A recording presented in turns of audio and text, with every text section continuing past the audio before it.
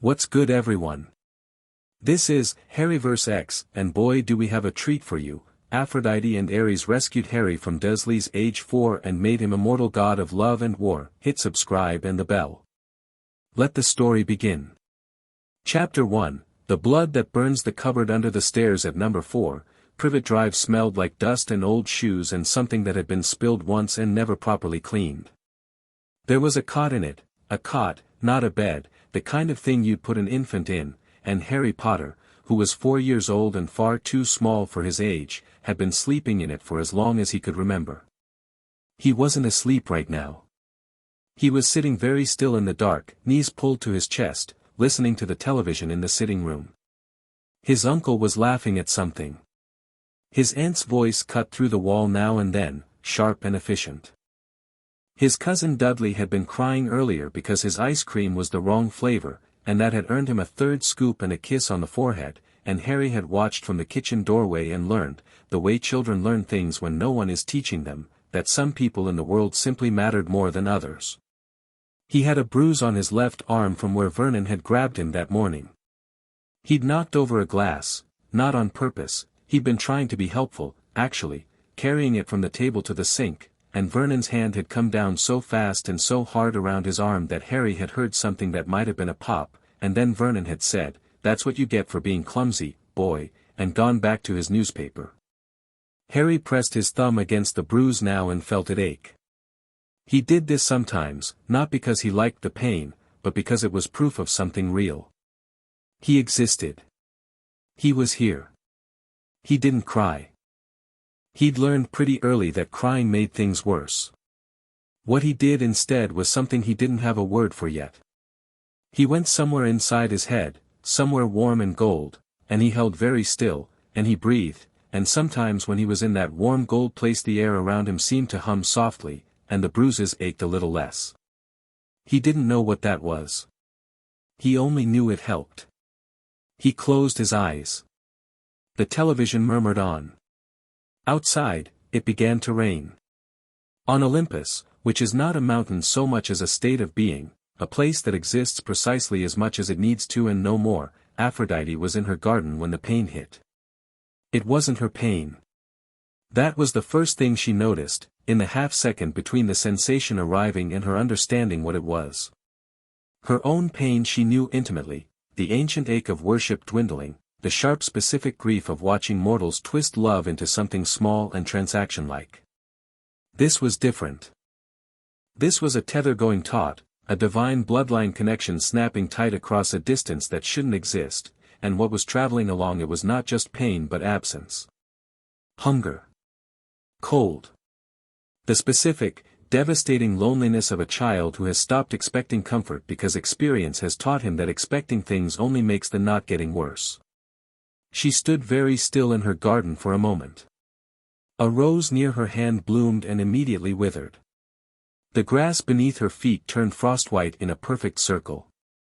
"Ares," she said. Not loudly. She didn't need to be loud. Across Olympus, in the training grounds where he'd been watching two demigods spar with the focused, critical attention of someone who takes even practice violence seriously, Ares went still. He felt it too, then, a half-beat after Aphrodite, because blood called to blood and she had always been more attuned to the pull of connection than he was. But he felt it. He felt the small, hurting thing at the other end of the tether, and something happened in his chest that he would never have named in front of anyone. He turned away from the sparring demigods without a word and walked. Aphrodite met him at the edge of the divine precinct, where the marble gave way to air and the air gave way to whatever came next. She was wearing something simple, linen, pale gold, and her face was doing something it very rarely did, which was being completely unguarded. Her eyes were the color of the sea at dawn, shifting between green and gray, and they were very, very bright. "Lily's child," she said. "I know. He's been hurting for," she stopped. Her jaw tightened. "Ares. He's been hurting for years." That was the thing about divine blood and its tether. It wasn't a surveillance system. It wasn't something you checked on regularly, the way a mortal might visit a grandchild. The tether pulsed when it needed to, when something happened that the blood itself recognized as significant, as a threat to the divine lineage. It had pulsed when Lily had died. Aphrodite had felt that like a knife, like the worst moment of a war, the sudden silence where a familiar heartbeat had been. She had wept, which she did not often do, and Ares had sat beside her and said nothing, and that had been its own kind of kindness. But after Lily's death, the tether had gone quiet. Dormant. The child lived, she'd known that much, and living had seemed like enough. There had been too much grief in the immediate aftermath to reach further.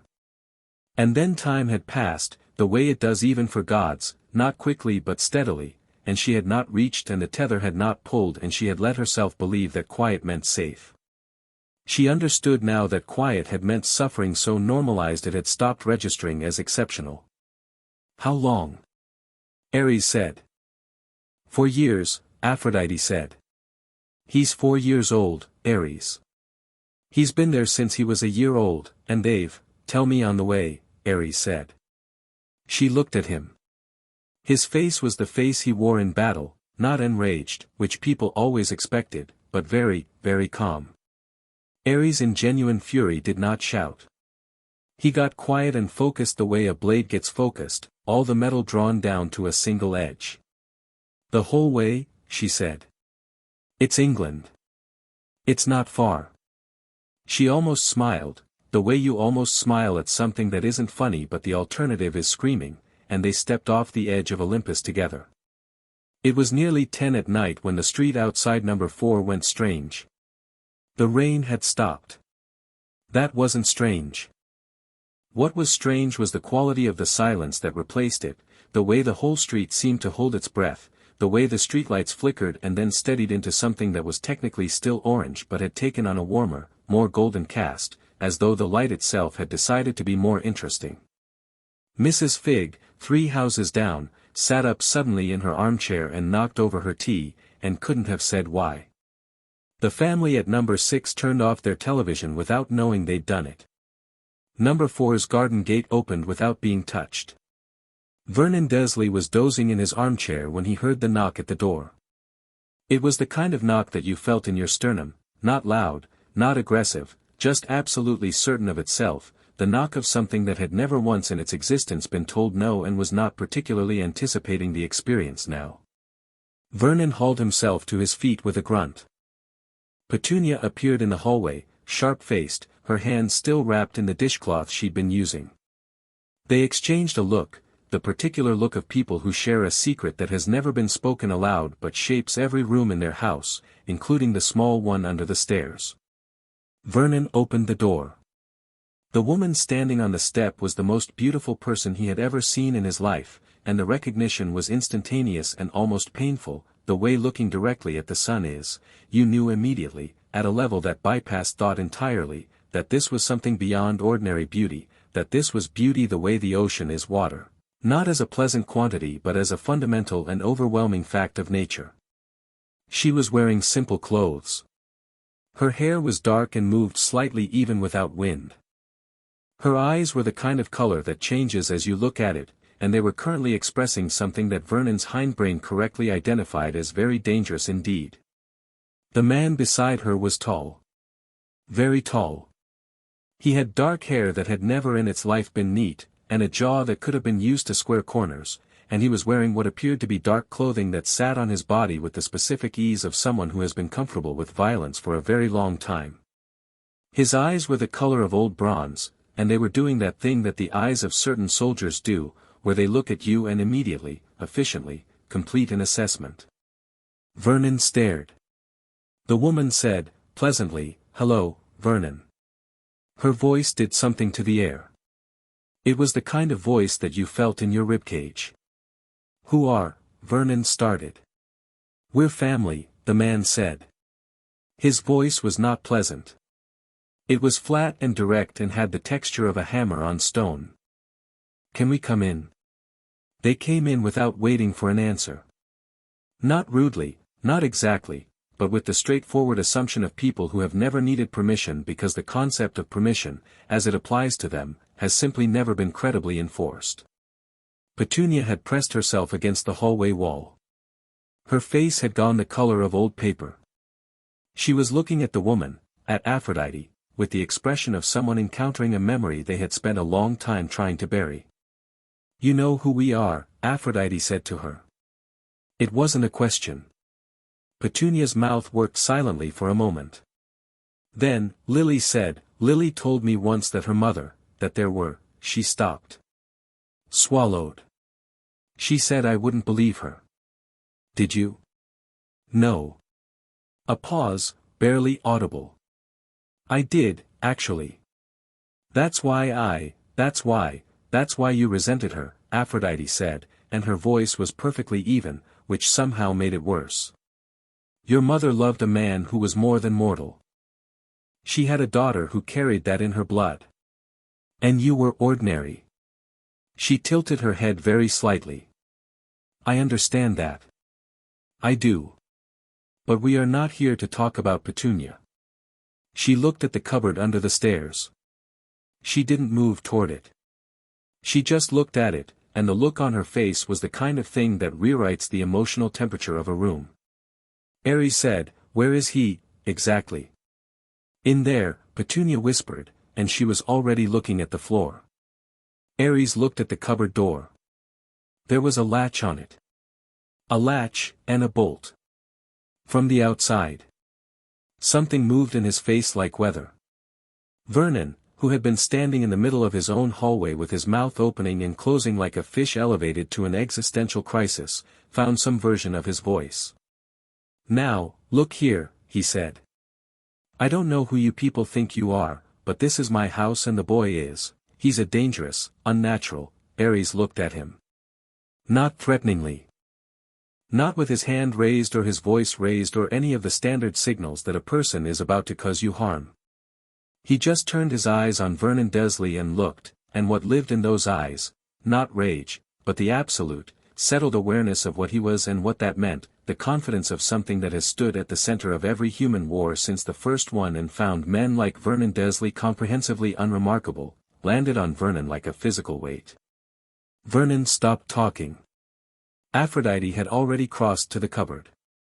She crouched in front of it and undid the latch and opened the door. The smell came out first, dust and damp and that undertone of something old. Then she could see him, small and dark-haired and luminously pale, sitting in the dark with his knees pulled to his chest, green eyes open and very, very careful. Watching her the way a child watches something new that might hurt him. "Hi," Aphrodite said. Harry looked at her for a long moment. He had the eyes of someone older than 4, not knowing, exactly, but watchful. Deeply, instinctively watchful. "Hi," he said. His voice was barely above a whisper. "My name is Aphrodite," she said, simply. "Your mum's mother was my daughter. That makes you mine." She held out her hand, palm up. "I'm very sorry we took so long." Harry looked at her hand. Then at her face. He was doing that calculation that children do, the one that looks like blankness but is actually a rapid and sophisticated threat assessment, because children who grow up in uncertain environments get very good at reading the emotional intentions of adults very quickly. Then he put his hand in hers. It was barely a touch, his fingers were so small, but the moment they made contact, something happened. The warmth that Harry sometimes found in his head, that gold, humming warmth, came flooding up through him not from inside but from outside, pouring in through her hand like sunlight through a window that had never been opened. He gasped. Not in pain. In the specific overwhelm of something being given when you've gone a very long time without.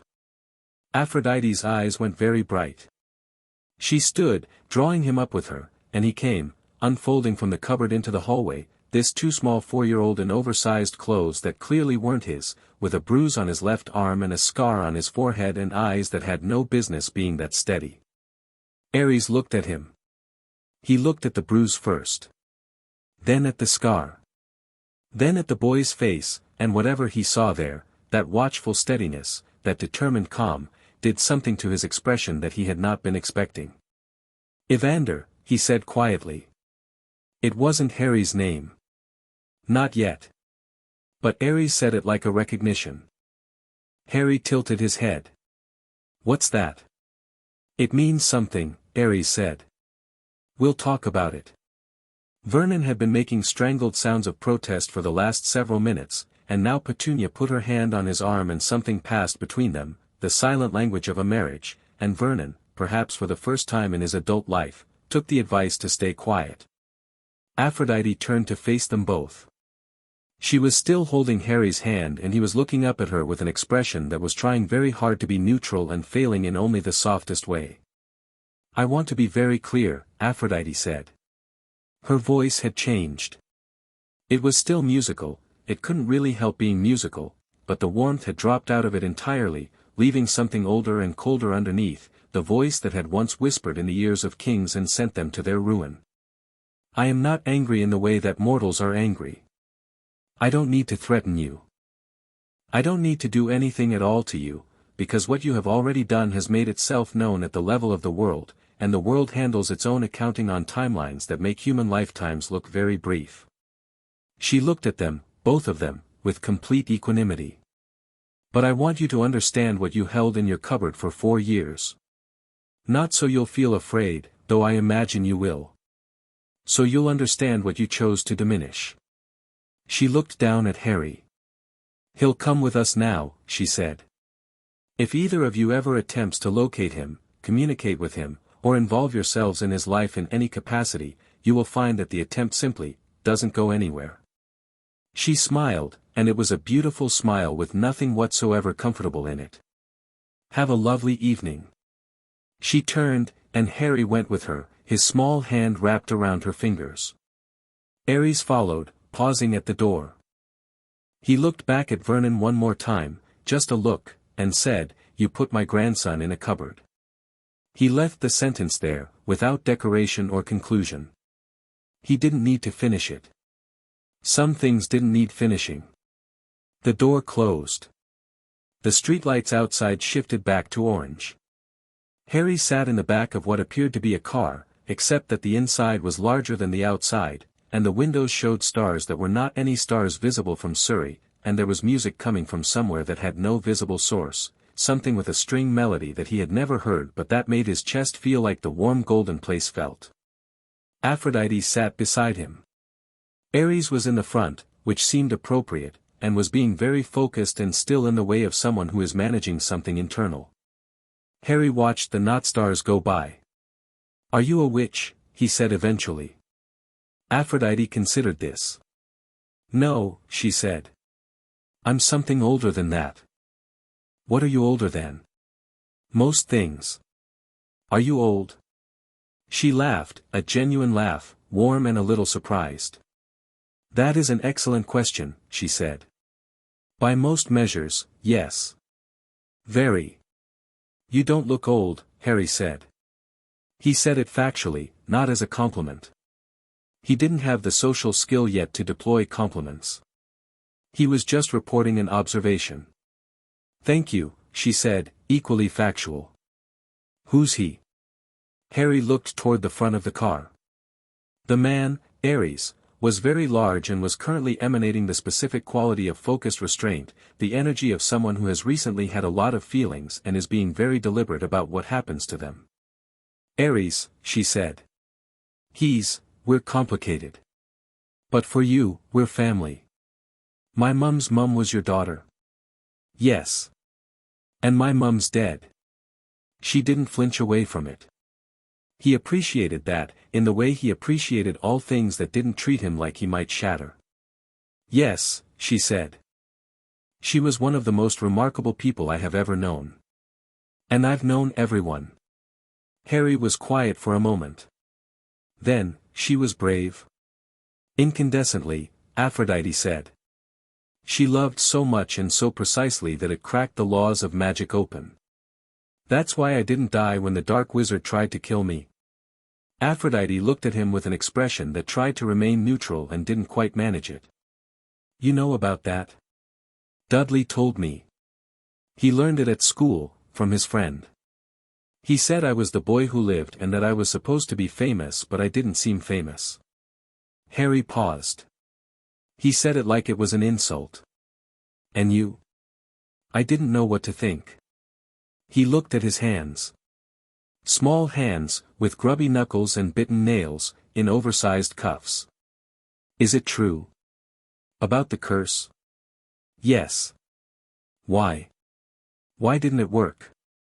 Because your mother loved you in a way that went down to the bone of the universe, Aphrodite said. And because you have blood in you that doesn't play by ordinary rules. Your blood, Harry said, working it out. My mum had it. I have it. Yes. He thought about that. Outside the knot window, the knot stars moved. Okay, he said. She looked at him. Okay.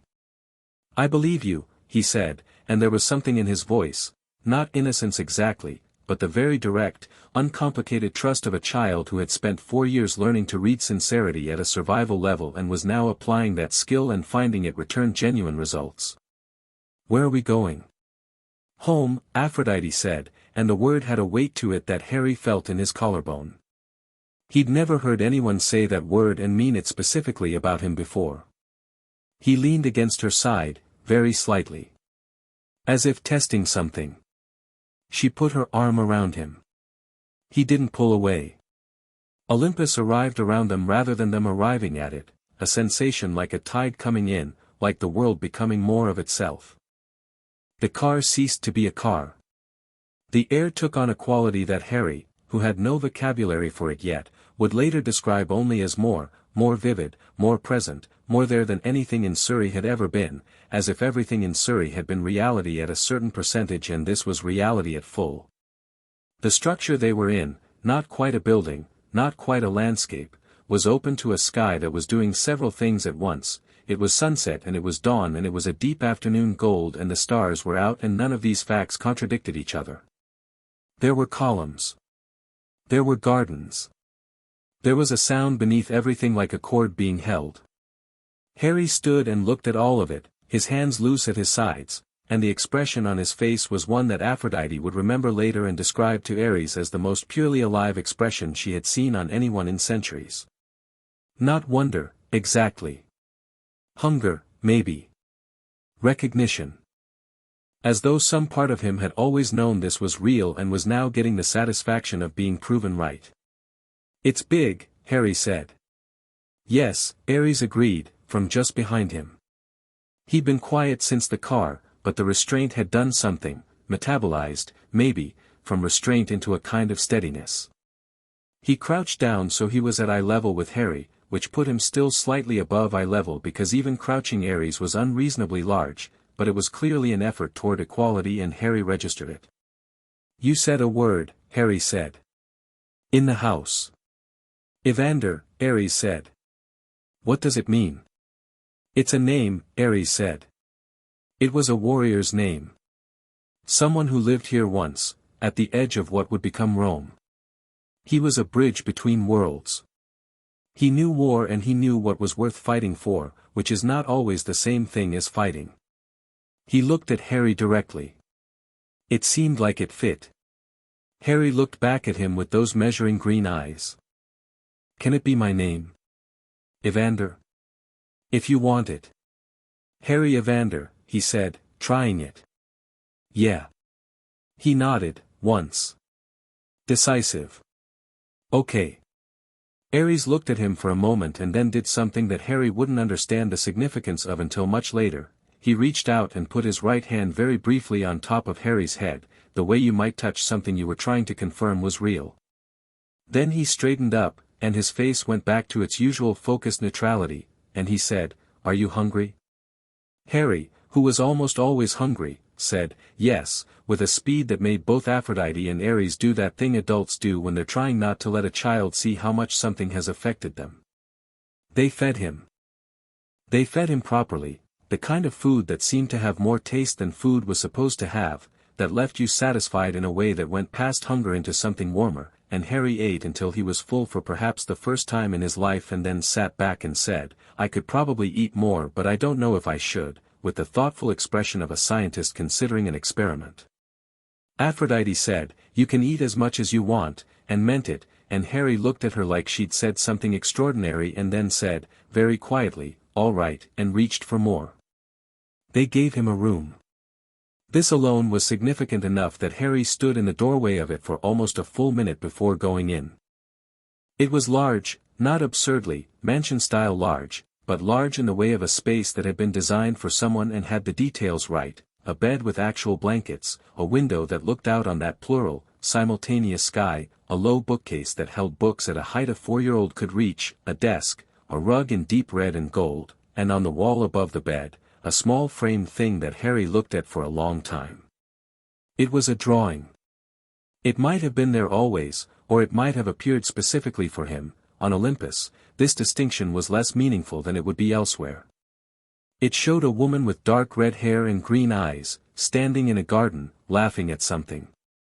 She was drawn in the loose, immediate style of something done from love, not from technique. Harry looked at it for a long time. Then he climbed onto the bed and pulled the blankets up and lay there with his eyes open, looking at the drawing, and Aphrodite stood in the doorway and watched him, and neither of them said anything for a while. "That's her," Harry said eventually. "Yes.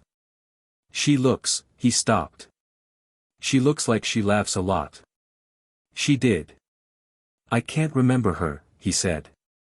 Not sadly, with the flat, careful honesty of a child reporting a fact he has already processed as much as he knows how to. "I was too little." "I know. Do you think she'd be," he stopped again, started again. "Do you think she'd be okay with this? With me being here?" Aphrodite crossed the room and sat on the edge of the bed. "Lily loved you more than she loved anything," she said. "And she was the daughter of a god, which means her love was not a small, human-scale thing. It was immense. It bent magic." She looked at the drawing. She would be okay with this. She would be relieved. She would be, her voice did something small and involuntary. She would be very glad. Harry nodded. He looked at the drawing one more time. Then he closed his eyes. "You'll be here," he said. The question was trying very hard to be casual and was not quite managing it. "Yes," Aphrodite said. "When I wake up?" "Yes." He was asleep within minutes, with the speed of exhausted children everywhere, and Aphrodite sat on the edge of the bed for a while longer than she'd planned. She looked at the bruise on his arm, faded slightly now but still there.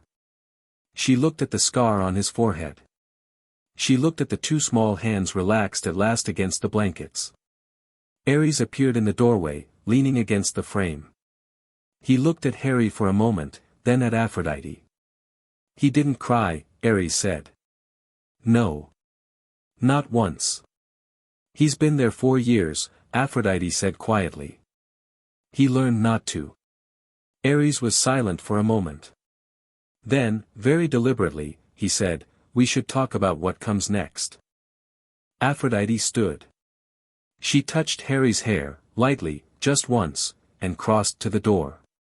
"We should," she said. They moved to the adjacent garden, where the light was doing 3 things at once and the air smelled of salt and something floral and ozone all together.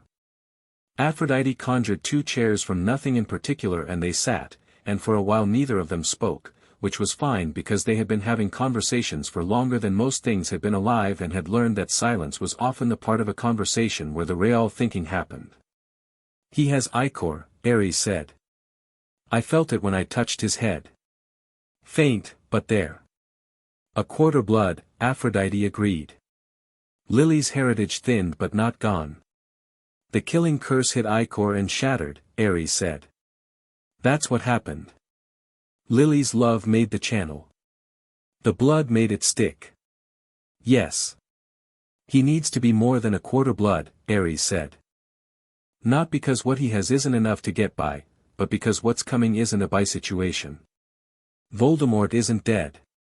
Dumbledore put him in that house as a strategic resource, not because it was right. The wizarding world is going to want a weapon or a symbol. He deserves to be neither." Aphrodite looked at her own hands for a moment. "You want to do the elevation," she said. "We need to do the elevation. Before he's older." Before the mortal world gets its hands back on him. He'll be in pain. Yes. He's 4. I know, Ares said, and the way he said it, flat and honest and carrying more feeling than any embellishment would have, was its own kind of answer. Aphrodite looked out at the sky, which was currently settling into something close to midnight, the first time since Harry's arrival that it had committed to a single time of day. As if Olympus itself was taking a breath. Not tonight, she said. No. Not tonight. Ares agreed immediately. He needs to eat. Sleep in a real bed. Be a child for a while. A few months, Aphrodite said.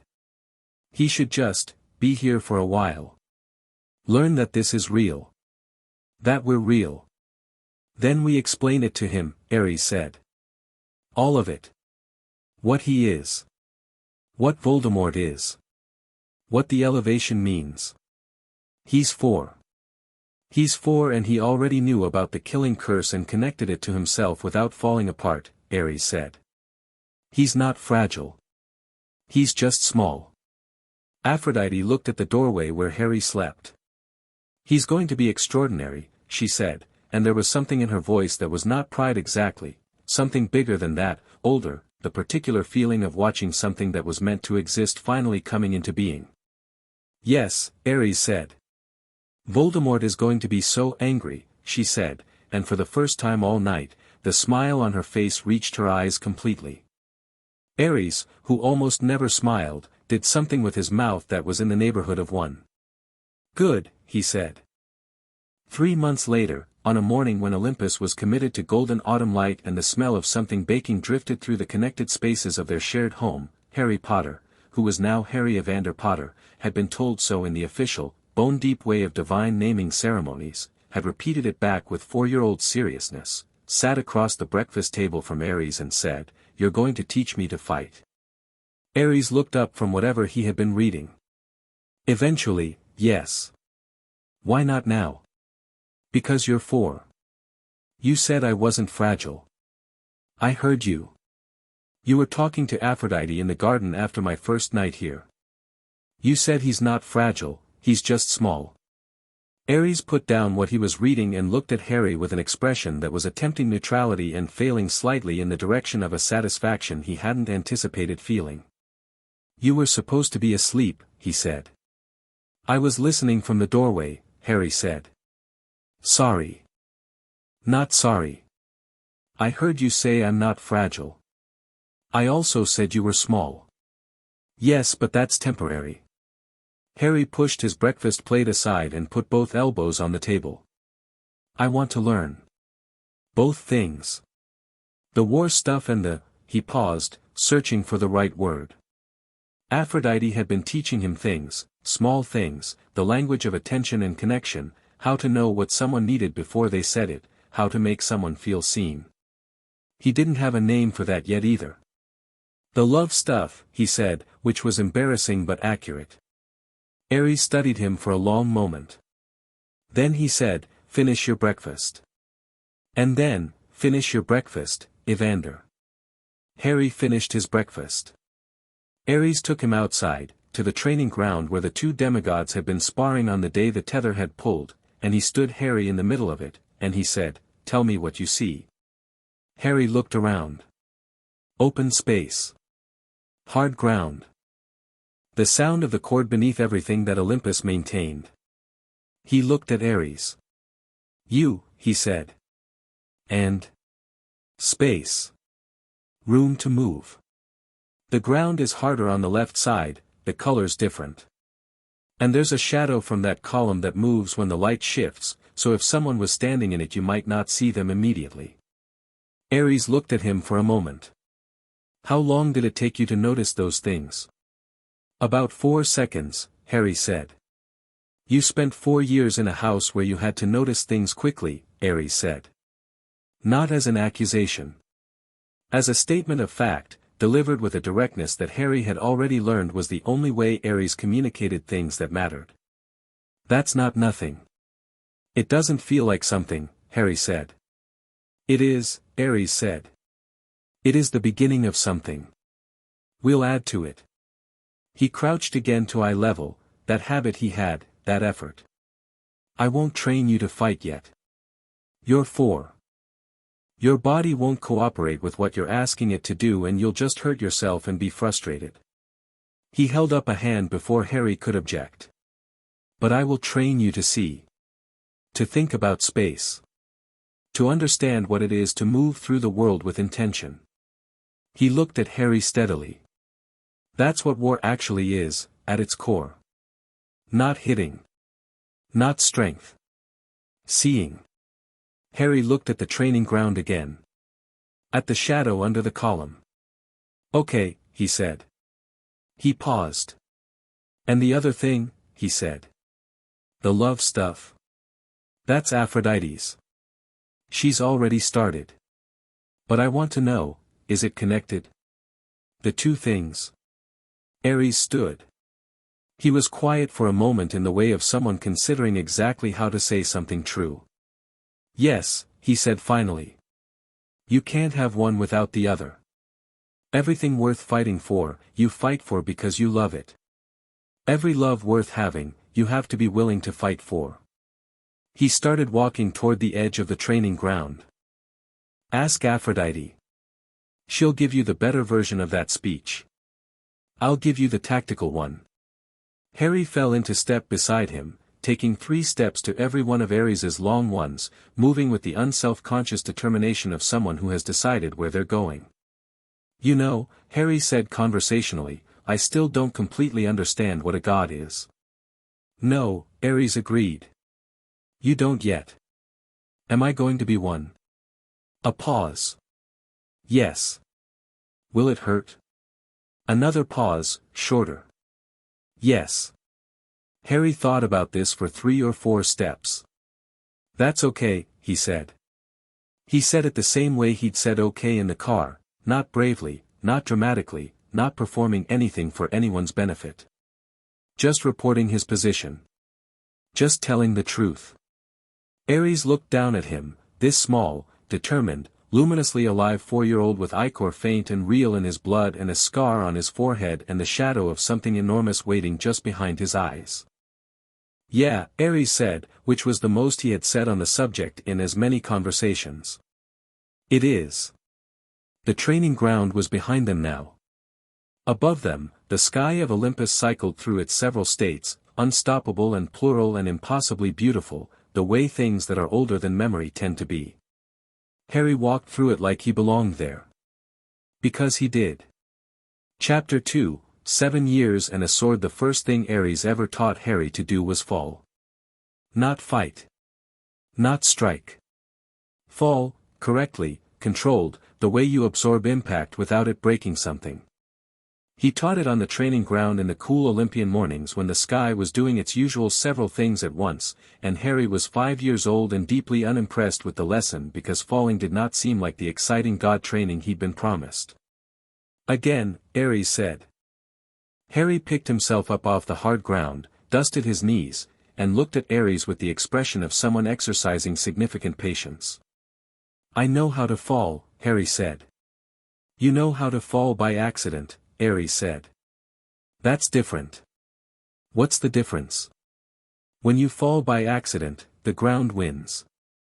When you fall on purpose, you do. Ares gestured. Again. Harry threw himself sideways and rolled and came up onto his feet and looked at Ares, who made a small adjustment gesture, wrist, roll earlier, land lighter, and Harry did it again, and by the 15th time the motion had changed. It was still a fall, but it had become something efficient, something that ended with Harry already moving, already oriented toward whatever came next. Ares said nothing, but the set of his jaw shifted in a way Harry was learning to read as approval. After the falling, the standing. How to stand so that your weight was balanced and your feet were underneath you in a way that meant you could move in any direction with equal ease.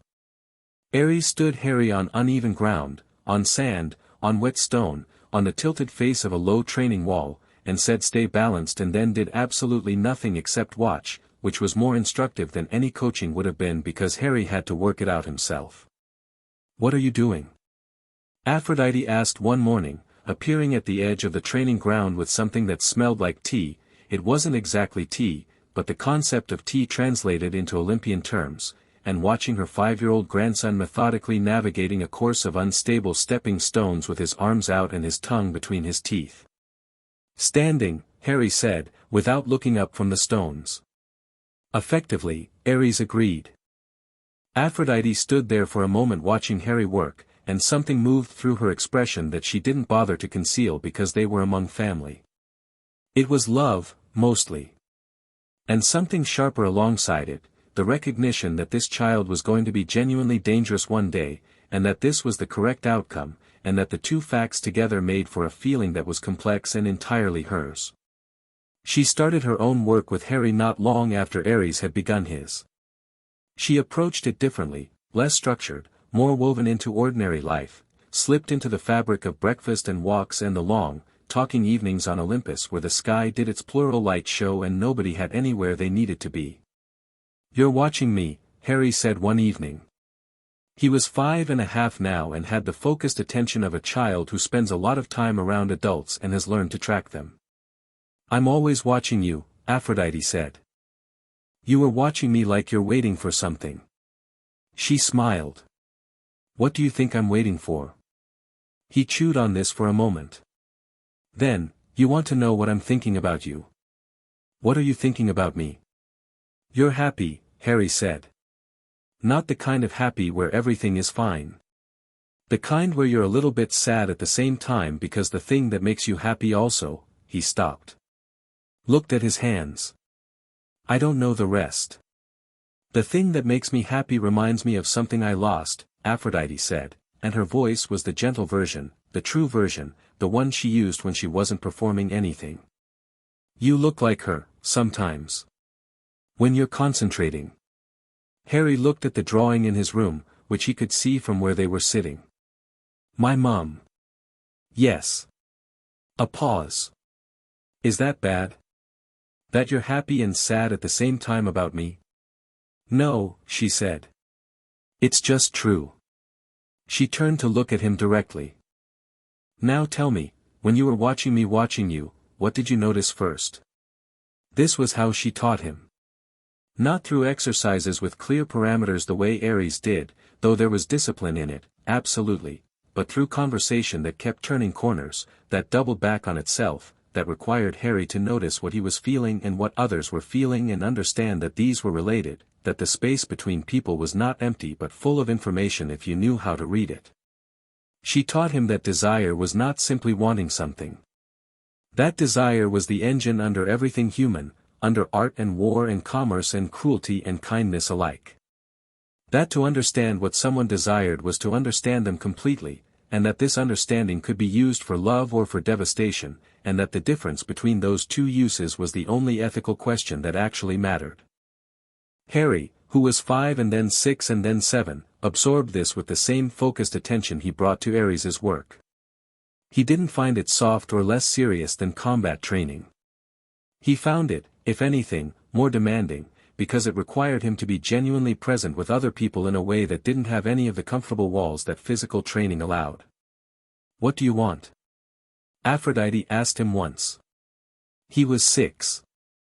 They were walking through one of Olympus's markets, a vast, sensory sprawl that translated the concept of market into divine terms and went from there, and she'd been watching him watch the stalls and the people and the demigods who moved through the space with the easy familiarity of belonging. "To get better at all of it," Harry said. "That's what you want to do," she said. "What do you want?" He was quiet for a moment. Then, unexpectedly, he said, "I want to not be small." She stopped walking. "Small how?" He looked up at her. His face was doing the thing it did sometimes, wide open, not performed, just true. "I've been small my whole life. In the cupboard.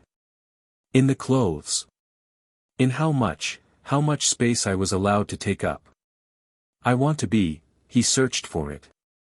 "I want to be exactly as much as I actually am." Aphrodite looked at him for a long moment with the expression of someone who has just heard something that will stay with them. "Then that," she said quietly, "is what we're building." His magic announced itself when he was 6. Not the involuntary flickers that had happened at the Dursleys, the accidental warmings, the small involuntary lights. Those had been present since infancy. What arrived when he was 6 was something different, a conscious reach, a directed intention that moved through him like a current and came out the other side as change in the world. He was angry, genuinely, cleanly angry, the kind of anger that comes from something unfair and knows it, because a demigod twice his age had taken something from him during a shared training session, taken it casually and with the assumption that it would not be responded to, the assumption of size privilege. Harry had looked at the demigod and reached for the warm gold center in his chest and pushed, and the demigod had sat down very hard in the middle of the training ground without anyone touching him.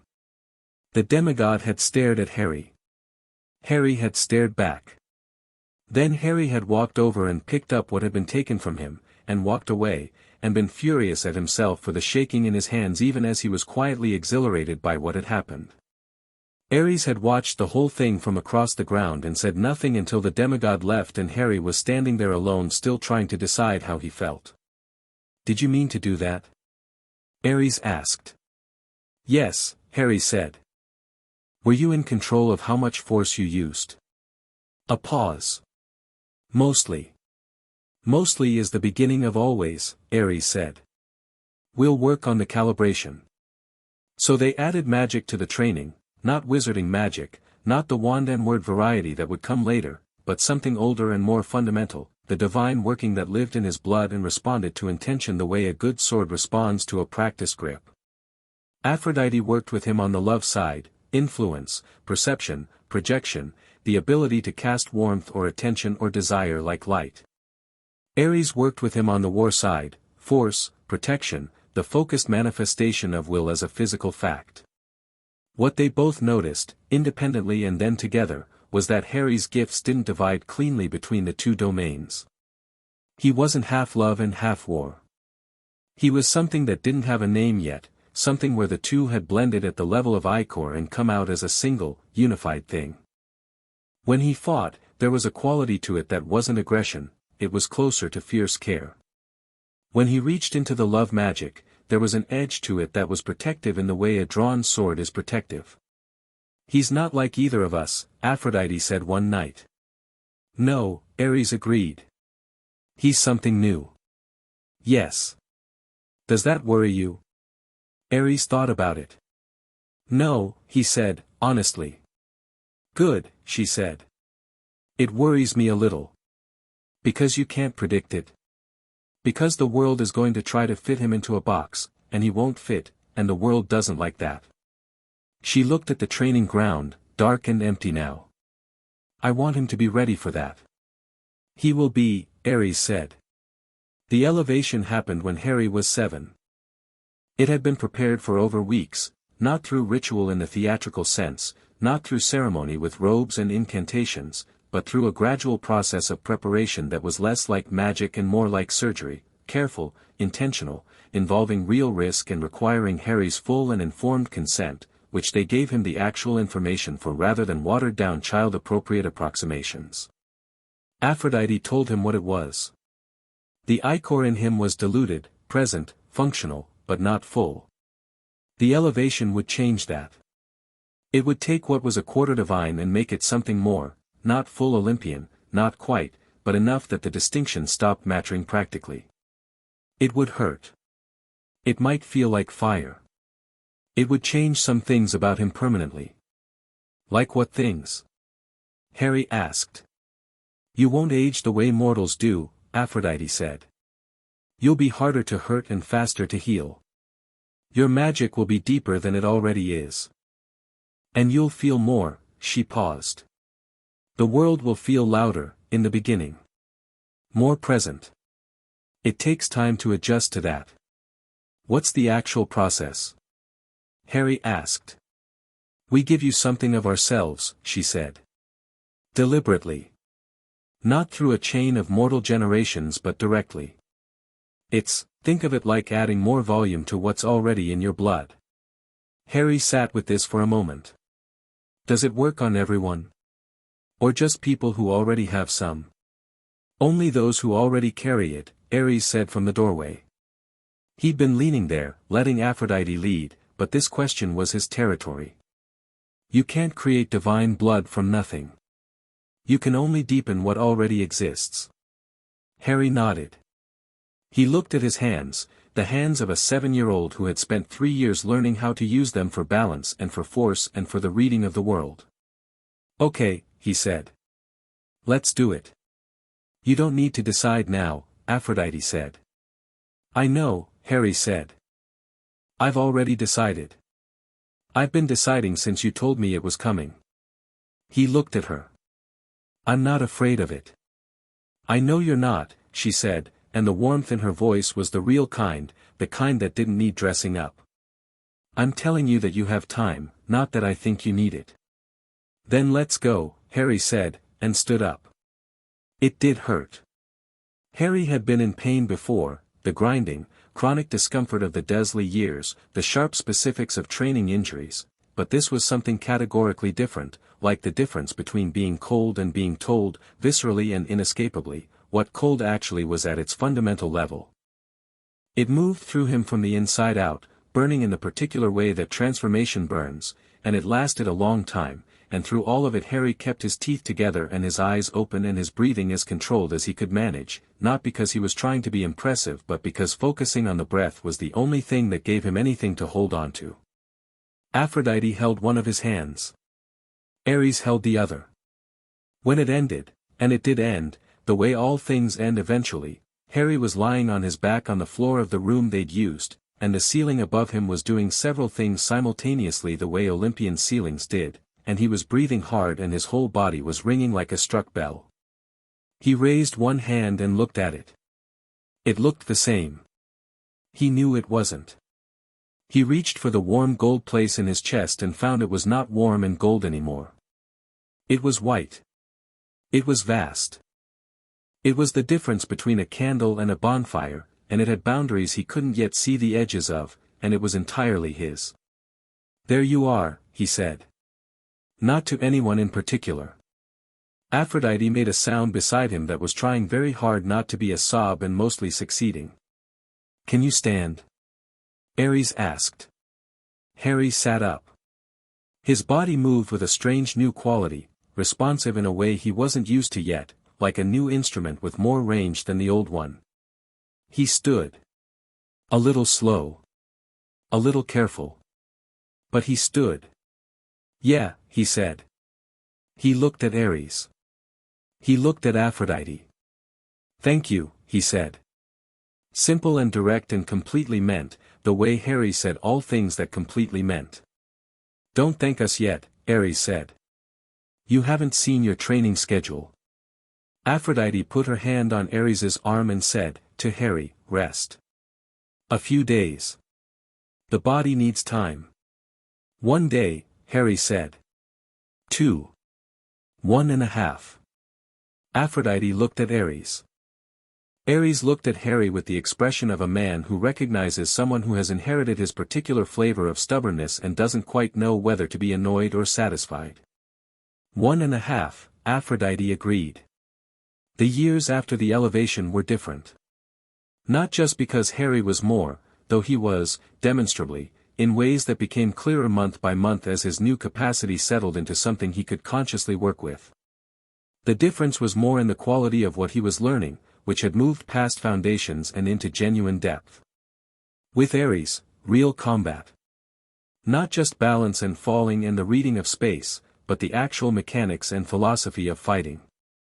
They worked with weapons, swords, shields, things that no modern soldier would recognize, but the principles were older than modernity and more durable. Harry was a natural, which Ares refused to say directly but demonstrated by setting him against older, larger opponents and watching him adapt. He taught Harry strategy through games that looked like games but weren't, complex, multivariable games with changing rules, played quickly, requiring the player to revise their model of the situation constantly. He taught Harry what he called the cost principle. Every engagement has a cost, and the greatest commander is not the one who wins most gloriously but the one who wins at least cost.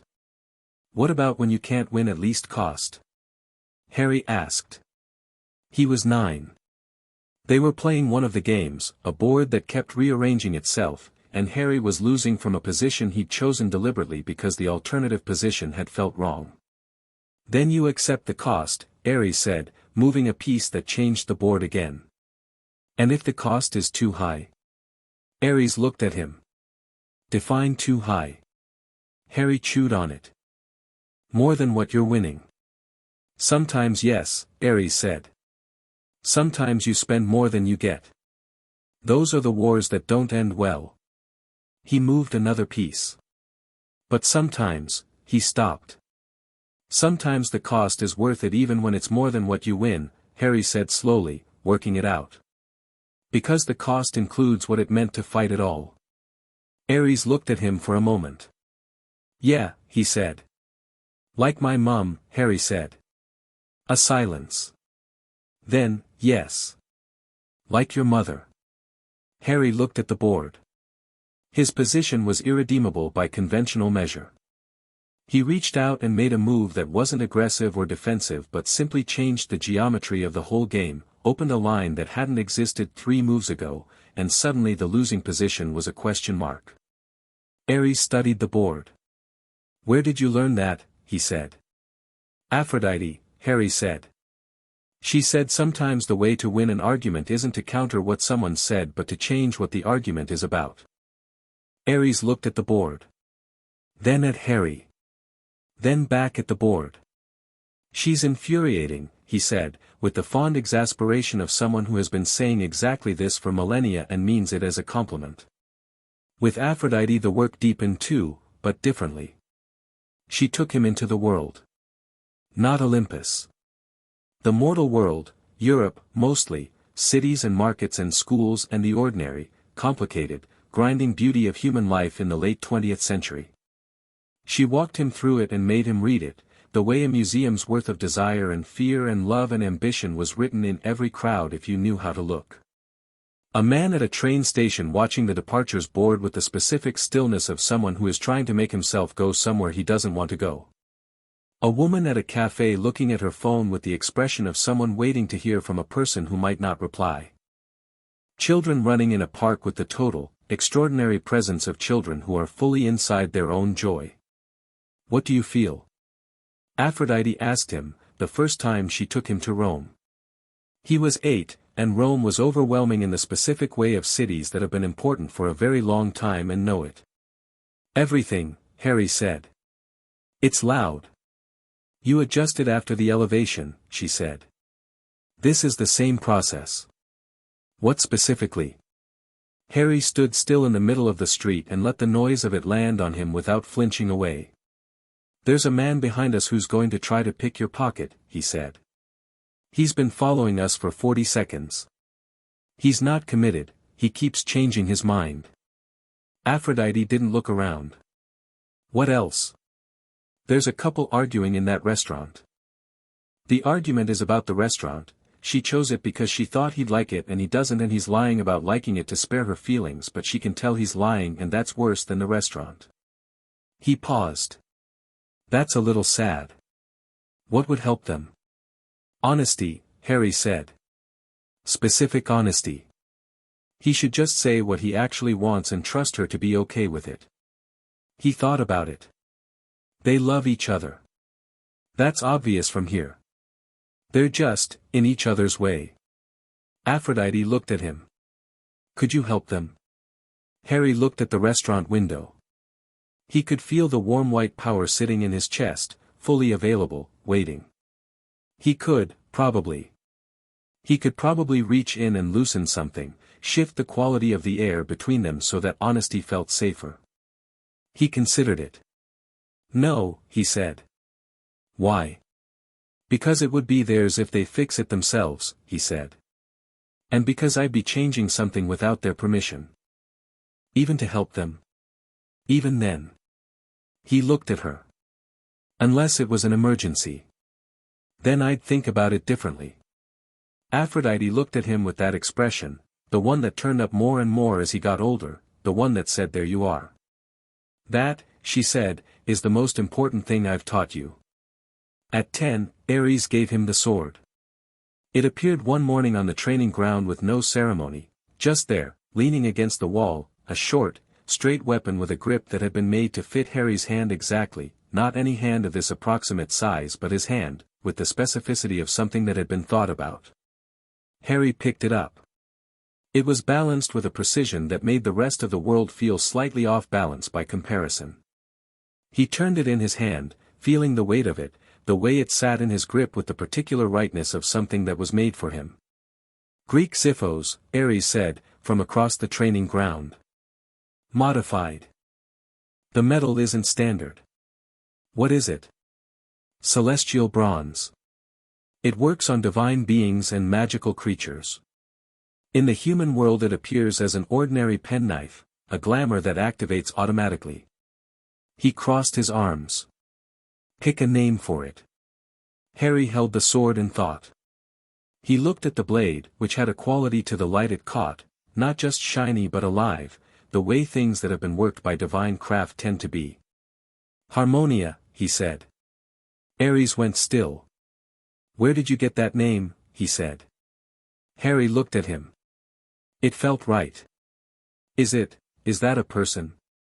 Ares was quiet for a moment with the complex expression of someone navigating a history that runs long and deep and has more layers than any one conversation can hold.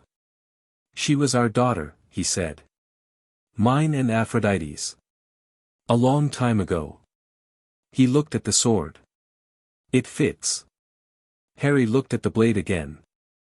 Is that okay? To use her name?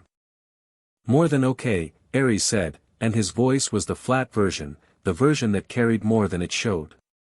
He cleared his throat. Now. Let's see if you can do anything useful with it. Harry fell into guard position. The lesson that followed was one of the best and most brutal of his training life and ended with him face down on the ground twice and Ares saying better after each time he got up. The Hogwarts letter came on an August morning when Harry was 11, and it arrived by owl, a tawny bird that navigated Olympus with the mild determination of a postman who has had stranger deliveries, and Harry opened it and read it standing in the garden while Aphrodite watched from the doorway. He read it twice. Then he looked up and said, "It's real." "Of course it's real," she said. "I mean, the wizarding world. The school. All of it." He looked at the letter again. "I've known about it. You told me about it. But this makes it," he held up the letter. "Physical." Aphrodite crossed the garden and took the letter and read it. She handed it back. "What do you want to do?" she said. "Go," Harry said. Not hesitantly. Not with the performative bravado of someone trying to sound braver than they are. Just directly, clearly, with the settled certainty of someone who has made a genuine decision. "I want to see it. I want to understand it. It's part of what I am." He folded the letter. "And Voldemort is part of that world. I should be in it." "Voldemort," Aphrodite said, and the name in her voice was not fear but the careful, specific weight given to a name that you've been tracking for a while. "He's not gone." "I know he's not gone," Harry said. "We've talked about this. He's in pieces, looking for a way back." He looked at her. "I've been preparing for 7 years. I'm not going to wait on the outside of his world until he shows up." He tilted his head. "Also, I genuinely want to learn magic. Proper wizarding magic. I've got the divine kind, but the wizarding version is different and I want to understand it." Aphrodite looked at him. 11 years old. 5 feet of calm intention with her daughter's eyes and Ares's jaw and something of his own that was entirely, completely him, a quality of presence, of weight, of there-ness that made the air around him feel slightly more relevant. "Ares won't like it," she said. "Ares will understand," Harry said. "He'll want me to know the terrain. He'll want to come with you." "He can't. That will be a whole conversation." "I know," Harry said, and smiled, which was a rare enough event that it still had the quality of something you wanted to pay attention to when it happened. "Good thing we've got a few weeks." He looked at the Hogwarts letter one more time. Dear Mr. Potter, we are pleased to inform you that you have been accepted at Hogwarts School of Witchcraft and Wizardry. He thought about the 4-year-old in the cupboard who had gone somewhere cold and warm inside his head and held very still and breathed. He thought about the 7 years in between. He thought about Harmonia, the sword that lived as a penknife in his pocket, and the white vast power in his chest, and the 7 years of falling correctly and standing on uneven ground and reading crowds and playing games with shifting rules. He put the letter in his pocket. I should talk to Ares, he said. The conversation with Ares happened that evening, and it went almost exactly as Harry had predicted, which was a testament to 7 years of being taught to read people by one of the best readers of people who had ever existed. Ares's first response was no, delivered with the flat certainty of a man who had decided something, and Harry let it land and then explained his reasoning, not argued, not pleaded, but explained, with the calm sequential logic of a strategist, the terrain argument, the Voldemort argument, the magic argument, the I have been preparing for this and I am ready argument. Ares was quiet for a long time after. Dumbledore, he said. He'll be there, Harry agreed. He put me in that cupboard. He made choices about you without your knowledge or consent and will likely try to continue doing so, Ares said. I know. And I don't need his permission for anything, Harry said. He can try. I'll be respectful. But he doesn't get to manage me. He looked at Ares. You and Aphrodite raised me. He doesn't have a claim on how I move through the world. Ares looked at him with an expression that did several things in rapid succession: assessment, something close to pride, a flicker of something that was almost worry but wasn't quite, because Ares didn't worry in the ordinary sense so much as he ran scenarios and prepared for the worst outcomes of each. He ran them now, Harry could see it, and watched him arrive at the conclusion that the risk-adjusted outcome favored letting Harry go. You take Harmonia, Ares said. Obviously. You write. Not letters, you know how. Harry nodded. There was a way they communicated, a divine channel, faster and more direct than owls and immune to interception. Every week, Harry said. If Voldemort comes near you, then I handle it, Harry said. That's what the last 7 years were for. Harry. Ares almost never used his first name. Harry went still. You are ready. I want to be clear about that. You are genuinely, completely ready in every practical sense. He looked at him with the direct, undecorated honesty that was his only mode. What I want you to understand is that ready is not the same as invulnerable. Not because you're weak, you're not, but because the unexpected exists, and the unexpected does not check your preparation level before arriving. Harry looked at him. So stay present, Harry said. Stay present, Ares confirmed. A silence. Then Harry did something he'd done only a handful of times in 7 years. He crossed the space between them and put his arms around Ares's middle, which was the only part he could comfortably reach, and held on for a moment. Ares put one hand on his back. Brief. Certain. All right, he said. His voice had that flatness that meant the opposite of flatness. Go pack something. Harry let go and stepped back. His eyes were bright but his face was composed. I don't have much to pack, he said. Hogwarts has a uniform list, Aphrodite said from the doorway, where she had apparently been standing for some portion of this conversation. She was holding the letter and a piece of parchment and looked, in the particular way she looked when she was managing something, deeply organized about the whole situation. You were listening, Harry said. I'm always listening, she said. You need robes. And books. And apparently a cauldron. She looked at the list with the expression of someone who has personally commissioned weapons from Hephaestus and finds the concept of standard pewter, size 2 somewhat anticlimactic. We'll go to London. Diagon Alley, Harry said. Yes. We'll be noticed, he said. You, specifically, will be very noticed. Darling, Aphrodite said pleasantly, I've been very noticed in every city in recorded human history. I'll manage. Harry looked at Ares. Ares shrugged, which was the most it was possible to shrug and still have it mean she's right. Stop arguing. Harry turned back to Aphrodite. Okay, he said. When? Tomorrow morning, she said. Early. And then school. And then school, she confirmed. Harry looked at the darkening Olympian sky, that plural, impossible, entirely familiar sky that had been the ceiling of his entire conscious life, that he had woken under every morning for 7 years, that had been doing its several things simultaneously since before he was born and would be doing them long after he was gone, even with the divinity in his blood making gone a considerably more distant prospect than it was for most people. He was going to miss it. He was also going to Hogwarts, and Voldemort was in the world, and the wizarding world had spent 11 years telling itself a story about a boy in a cupboard who had survived through luck and love alone and had no idea what was actually walking into its halls.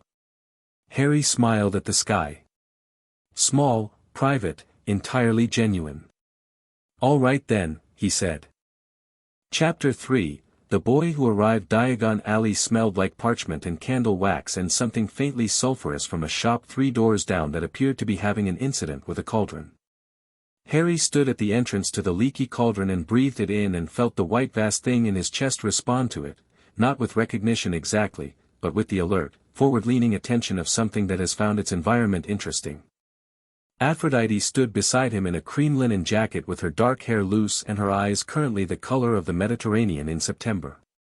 She had dressed down, or made an effort at it, the most human-looking version of herself that she could produce, which was still so far beyond ordinary human beauty that every person within 30 feet had subtly reoriented toward her the way plants orient toward light, without quite being aware they were doing it. Harry had stopped noticing it years ago. He noticed people noticing it, which was different, a useful data point about a room. Ready? She said. Yes, Harry said, and walked in.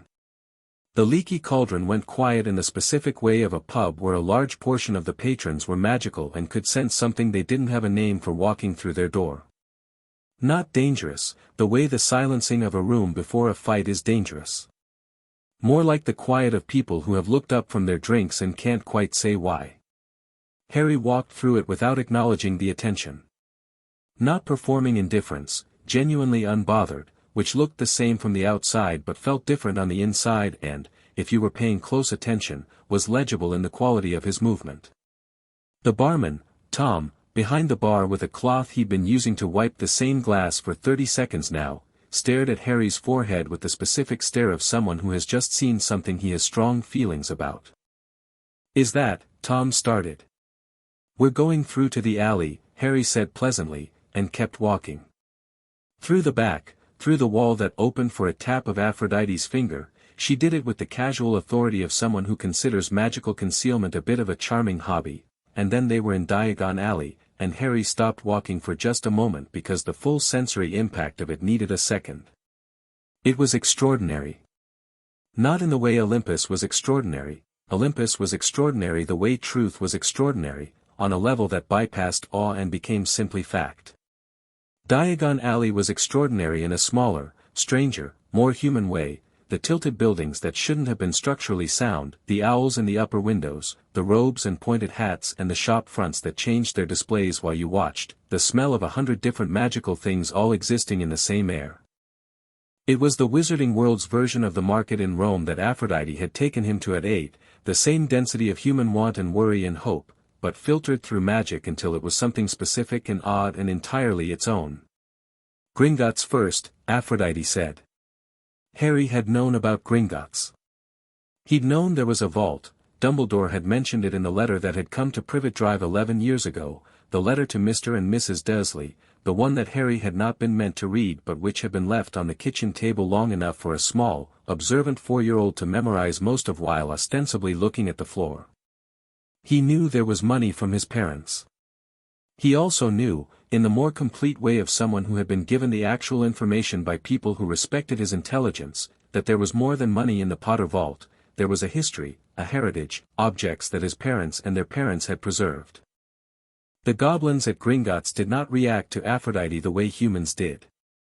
They looked at her with the sharp, assessing eyes of creatures that were not impressed by beauty and were deeply, professionally interested in what lay under it.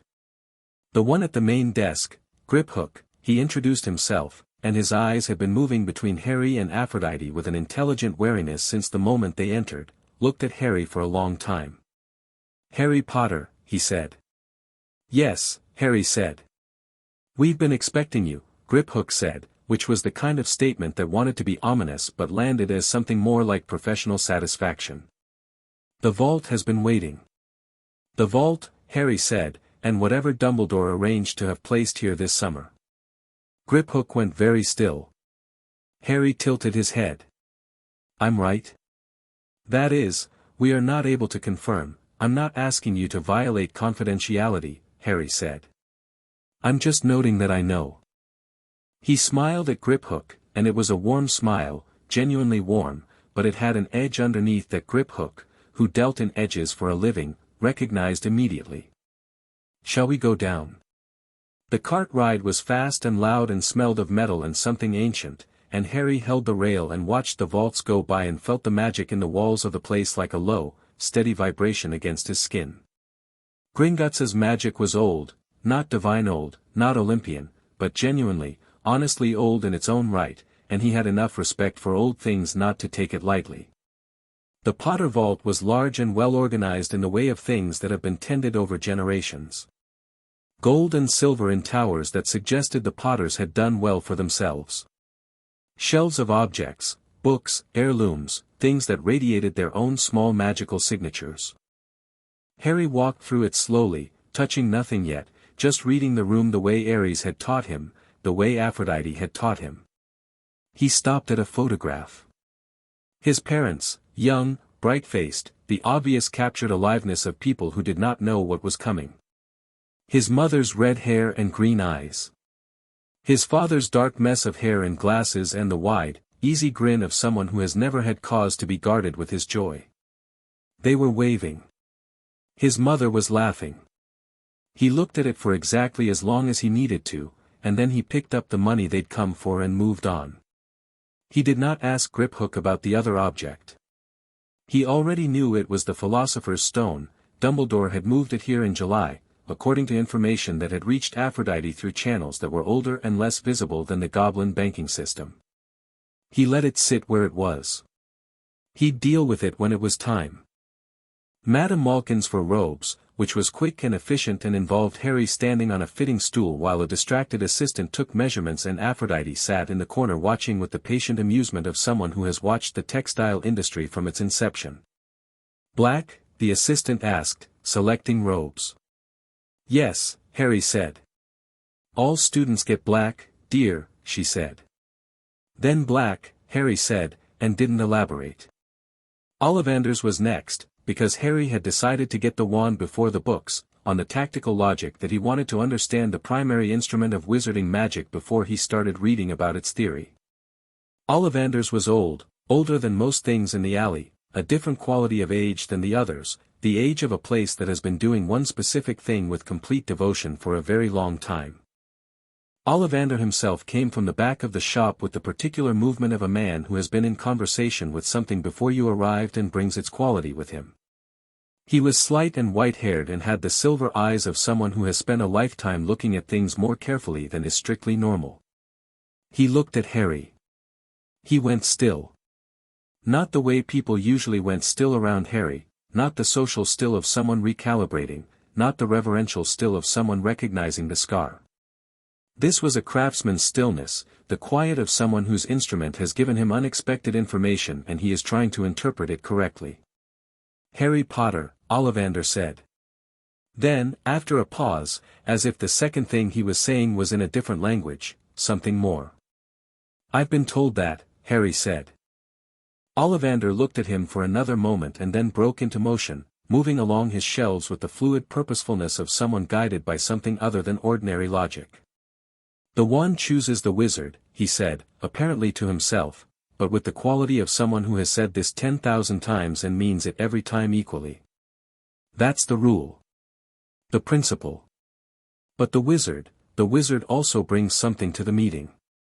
He pulled a box, considered it, put it back. "Mr. Potter. Your mother. Willow," 10¼ inches, swishy, very good for charms work. He paused. A remarkable witch. The things she could do with love, he stopped. Looked at Harry. But you know that. Yes, Harry said. Ollivander pulled another box. Held it out. Holly. 11 inches. Phoenix feather core. Harry took the wand. The reaction was immediate and unlike any wand he'd picked up before, not that he tried many, but Ares had brought him a cedar practice wand once, a dead thing with no core, just for grip training, and this was nothing like that. This was a conversation, the wand reaching into him and finding the white vast power and recognizing something, and Harry feeling the wand's own history, the phoenix, the fire, the fact that a brother wand had given a scar to the boy now holding it, and the whole exchange happening in about a second and a half, after which Harry lowered his arm and the wand went still and Ollivander was looking at him with an expression Harry couldn't fully read, which was unusual enough to be worth noting. Curious, Ollivander said. The brother wand, Harry said. Yes. Voldemort's. I wondered, Ollivander said quietly, if you'd know that. I know quite a lot, Harry said, without making it threatening, just factual, the way he'd been taught, let information do its own work without decorating it. Ollivander looked at him for a long moment with those silver eyes. Yes, he said. I see that. He took the payment. Harry had the exact amount, having read the price list in a pamphlet Aphrodite had found, and then, as Harry was turning to leave, said, Mr. Potter. The wand remembers everything its wizard does. And the phoenix that gave this core, gave only 2 feathers, in its entire long life. He paused. I have found myself wondering what the second one will do, given who holds it. Harry looked back at him. Something extraordinary, Harry said, simply. Ollivander almost smiled. Indeed. Books from Flourish and Blots. Harry went through the list methodically and then added 8 books that weren't on the list, texts on advanced magical theory that the assistant looked at with mild surprise and said, these are N.E.W.T. level, and Harry said, I know, thank you, and paid for them. By early afternoon they were done. Harry sat with Aphrodite in a cafe at the end of the alley and drank something that was technically pumpkin juice but was better than it sounded, and the September sun came through the window at an angle that made the alley outside look like a painting. People have been staring at your forehead all day, Aphrodite observed.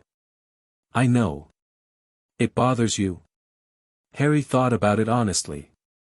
Not in the way it's supposed to, he said. It would bother me if the scar was all they were looking at and missing everything else. But that's their problem. He turned his cup in his hands. They've had a picture of me in their heads for 10 years. The boy who lived. Orphan. Probably small and frightened and grateful. He looked out the window at the alley. They're going to have to update their picture. Aphrodite looked at him with that expression, there you are, and then said, Dumbledore will make his move early. I know. He wants to know where you've been. He'll want to assess you. Position you. He can try all of those things, Harry said. He's not a stupid man, Aphrodite said. He's made genuinely terrible choices but he's done so with genuine intelligence and a long view. Don't underestimate him. I won't, Harry said. I don't underestimate anyone. He paused. I'm more curious about him than anything. He knew my mother. He knew my parents. He's lived inside the context of my life since before I was born and made decisions that shaped everything that happened to me. He looked at his juice. That makes him interesting. Does it make him a threat? Harry considered. A complication, he said. Which is different. They sat in the September light and the alley moved outside, witches and wizards on their back-to-school shopping, children dragging parents toward Elop's Owl Emporium, a knot of older students in Hogwarts robes who'd come for last-minute supplies. The ordinary, particular texture of a world Harry was about to enter. He was ready. He'd been ready for 2 years, arguably, but the specific readiness for this, walking into a human institution, wizarding politics, people who'd built their mythology around his name, was something that had crystallized in the last few weeks into something clear and settled. He wasn't nervous. He was, if anything, curious about whether the world was going to be nervous about him. September 1st. King's Cross Station, which was everything a Muggle train station was, vast and functional and full of the specific human drama of departure, plus a hidden door in a barrier between platforms 9 and 10, through which the wizarding world arrived in the form of a scarlet steam engine and a platform that smelled of smoke and magic and the particular charged energy of children going somewhere. Harry walked through the barrier at 10:05 alone, having said goodbye to Aphrodite on the Muggle side. She had held his face in her hands for a moment, both hands, very brief, looking at him with the concentrated love of something ancient and entirely real, and said, "Right when you arrive," and he'd said, "I will," and walked through. He found a compartment, stowed his trunk, and sat with Harmonia in his pocket and his new books in his bag and the white vast thing steady in his chest, and watched the platform fill. The Weasley family arrived like a weather event, red hair and noise and a mother who was clearly the organizational force keeping the whole enterprise from flying apart, counting heads with the practiced efficiency of someone who has been counting children in public places for decades.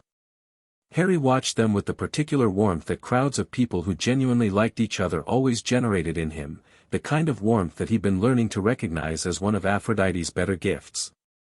One of the Weasley boys, tall, a little gangly, with a smudge of dirt on his nose and the easy, unguarded expressiveness of someone who has never had reason to be careful with his face, opened Harry's compartment door and said, "Everywhere else is full. Can I sit here?" "Yes," Harry said. The boy folded himself into the seat across from Harry. "I'm Ron. Ron Weasley." "Harry Potter," Harry said. Ron stared at his forehead for about 2 seconds, then, to his credit, visibly decided that was enough of that and looked at Harry's face instead. "Right," Ron said. "I figured, actually. My mum pointed you out. Said you'd be here." He paused. Is it weird that everyone knows your name?" "I only found out about it recently," Harry said, which was not entirely untrue in the sense that he'd only been in the wizarding world a matter of weeks. "I grew up away from all this."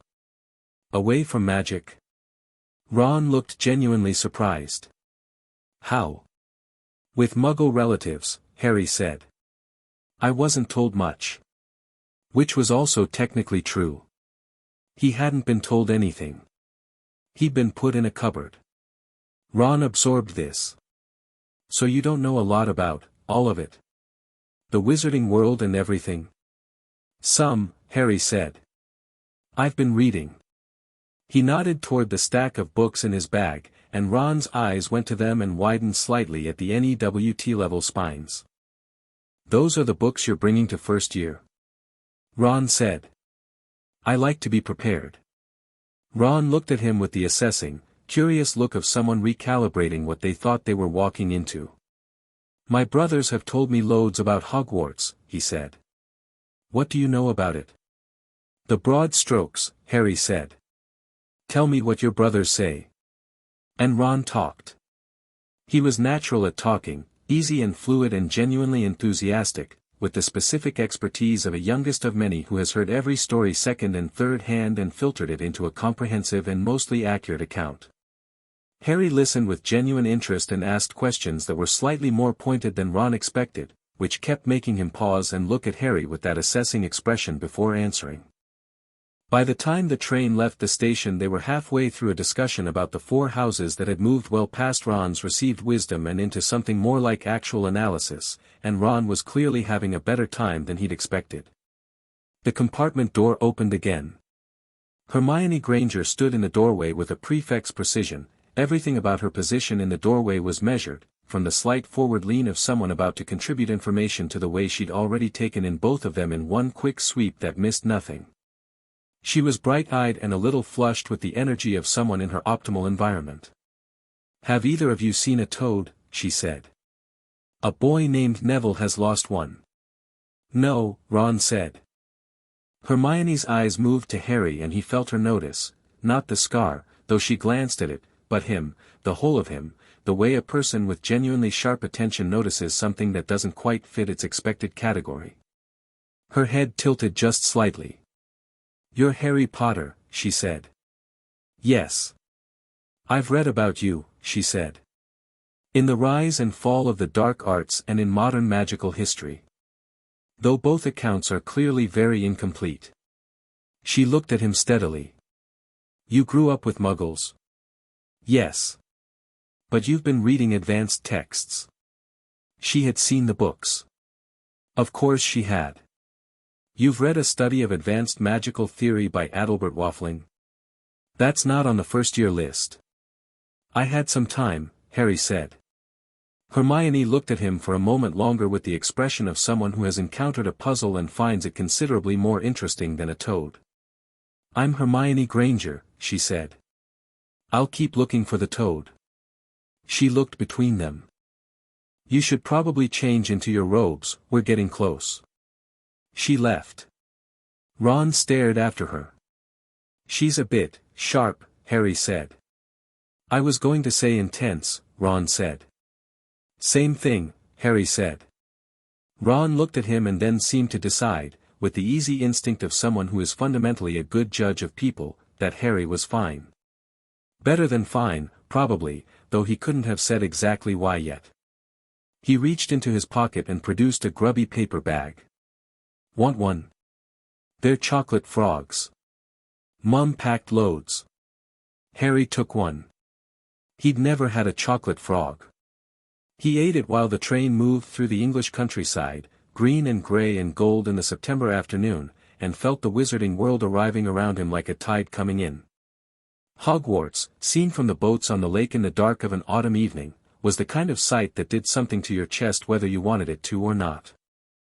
Harry stood in the boat with Ron beside him and Hermione 2 boats over and Neville Longbottom, who had been found toadless but had taken this philosophically, beside her, and he looked at the castle lit against the dark sky and felt something that was neither the divine recognition he'd felt on Olympus nor the interested analysis he'd felt in Diagon Alley, but a third thing that was entirely human and entirely genuine. He wanted to be in there. He wanted it in the specific, uncomplicated way of someone who has been preparing for something for a long time and can now see it clearly. The Great Hall was exactly as described in everything he'd read and nothing like what the reading had prepared him for, because the reading could approximate the candles and the ceiling and the 4 long tables and the assembly of 1,000 students and staff, but couldn't transmit the feeling of it, the press of history and magic and all that human wanting concentrated in one magnificent space. Harry walked in with the other first years and felt the weight of 11 years of expectation in the room before he saw a single face. He saw it because he could feel it, a room full of people who had been told a story with his name in the title, and who were now looking at the ending of the story walk through the door. The story they'd been told was about a baby. A savior. Something that had happened to someone who hadn't chosen it. Something that was by definition small. He walked through the doors of the Great Hall at 11 years old and let them look. They looked at the scar, which was visible above his fringe. They looked at his face, which was calm and present and looking back at them with none of the overwhelm they'd expected. They looked at the way he moved, which was the way Ares had spent 7 years teaching him to move, balanced, aware, with the specific unhurried quality of someone who is never in a hurry because they are never caught off guard. The murmur started at the Gryffindor table and spread. "That's him, that's Harry Potter, he doesn't look, he looks," nobody quite finished the second sentence, which was perhaps the most honest response available. Harry looked at the staff table. He found Dumbledore immediately, white beard, half-moon spectacles, the sky-blue robes, and an expression of sharp, concentrated attention that was entirely unlike the benign grandfatherly image that preceded him. Harry had known he was intelligent. The intelligence was visible even across a great hall, in the quality of how he looked at things, in the stillness of someone who processes quickly and shows little. Dumbledore looked at Harry. Harry looked at Dumbledore.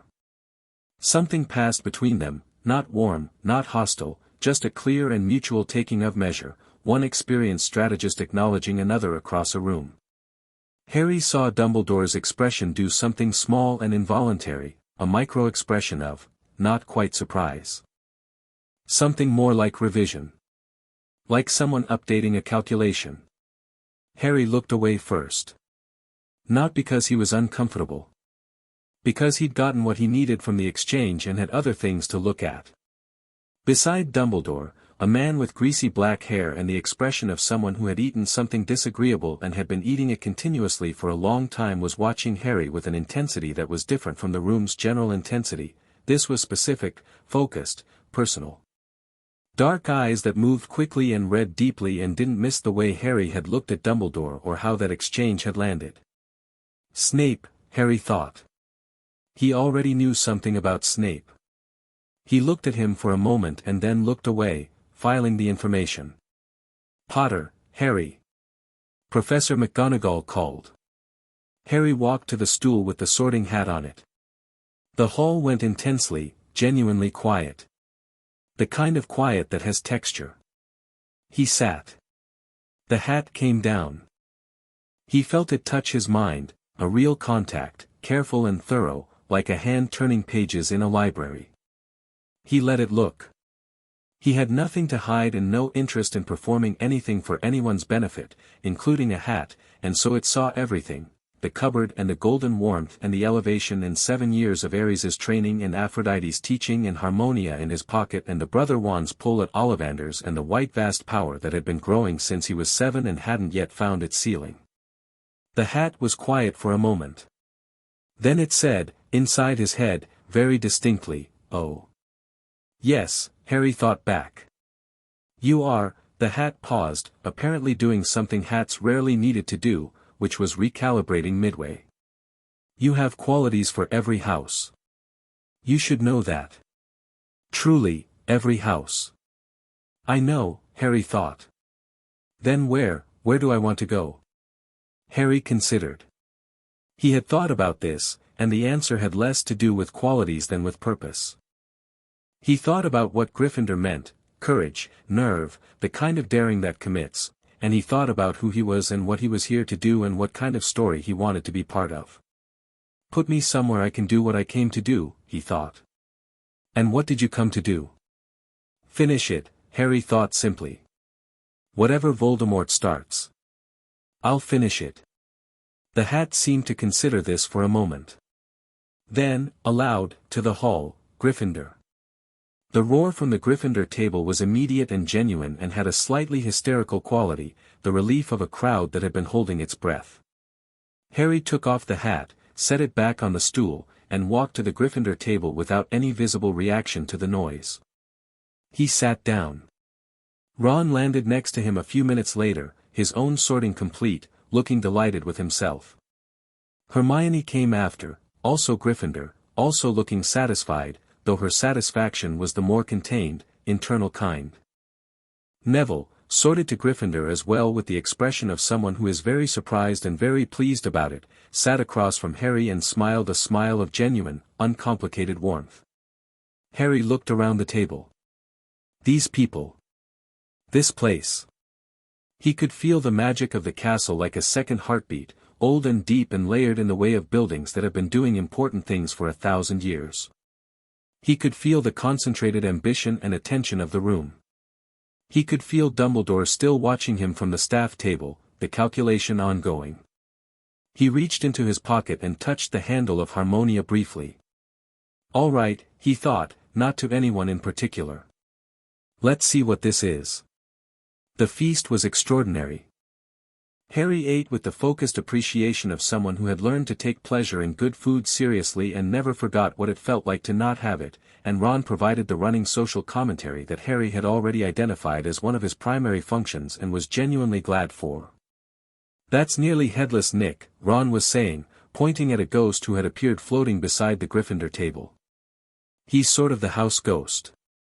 And that's Percy, my brother, the prefect, trying to look like he's not pleased to see me. And those are the twins, Fred and George. They'll be trouble, in a good way mostly." Harry watched all of it. He was watching everything, always, the way he'd been taught, not anxiously, not the surveillance of someone who expected a threat, but the present, interested attention of someone who believed that everything was worth noticing. Hermione, across from him, was watching him watch. "You're very, she started, then seemed to reconsider her word choice. What? Harry asked. Observant, she said. You've been cataloguing people since we sat down. So have you, Harry said. She looked at him for a moment with an expression that was trying to be composed and failing slightly. What do you make of it? She said. All of it. The magical world, Hogwarts, you've been in it for what, a month? 3 weeks, Harry said. And? He thought about how to answer honestly without saying more than he wanted to say yet. It's exactly what it should be and completely different from what anyone expects, he said. Including me. Different how? The magic is deeper than the textbooks suggest, Harry said. The history is messier. The politics are, he paused. Present, he settled on. Very present, even here, even in the first week of school. Hermione looked at him with those bright, assessing eyes. Like Dumbledore watching you, she said, which was blunter than Harry had expected. He hasn't stopped. He had a specific expression when you were sorted. Did you notice? Yes, Harry said. He looked, I couldn't quite read it. Calculating? Surprised? Both? Both, Harry confirmed. A pause. Then Hermione said, quietly, with the directness of someone deciding to trust a judgment call, you're not what anyone was expecting, are you? It wasn't a question. No, Harry said. I'm not. She nodded, processing this with the specific intellectual pleasure of someone who prefers reality to narrative. Good, she said. The narrative people had was fairly reductive. She looked down at her plate, and Harry had the distinct sense that she was both cataloguing him and deciding something about him simultaneously. I expect this year is going to be considerably more interesting than the book suggested. I expect so, Harry agreed. Ron looked between them with the expression of someone who has walked into the middle of a conversation that is operating on several levels simultaneously. Right, he said. What are we talking about?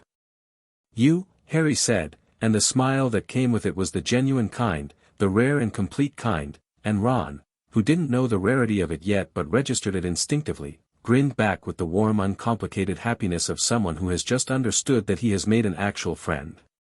The dormitory was quiet by midnight, for other first-year boys asleep in their four-posters with the satisfied heaviness of people who have had a very long day. Harry lay in his bed in the dark and looked at the ceiling of his canopied four-poster and communicated with Olympus through the divine channel, not words exactly, more the feeling of arrived, safe, as expected, more interesting than expected, and felt back the quality of Aphrodite's relief and something from Ares that was not relief but the settled acknowledgement of someone who has finished a phase of planning and is now watching the execution begin. He lay there listening to the castle breathe, because it did breathe, old stone and old magic making a sound below sound, a pulse that he could feel through the mattress and the floor and the 1,000-year-old foundations, and thought about Quirrell. He'd sat across from him at the feast. Defense against the dark arts professor, purple turban, a stammer that came and went in a pattern that didn't quite match up with the content of what he was saying the way a genuine stammer would. A smell of something that Harry had felt before, not smelled, felt, at the level below the senses where divine perception operated, a dark resonance, something layered under the obvious surface of the man, something that wanted and feared and was not entirely what it appeared to be. He hadn't stared.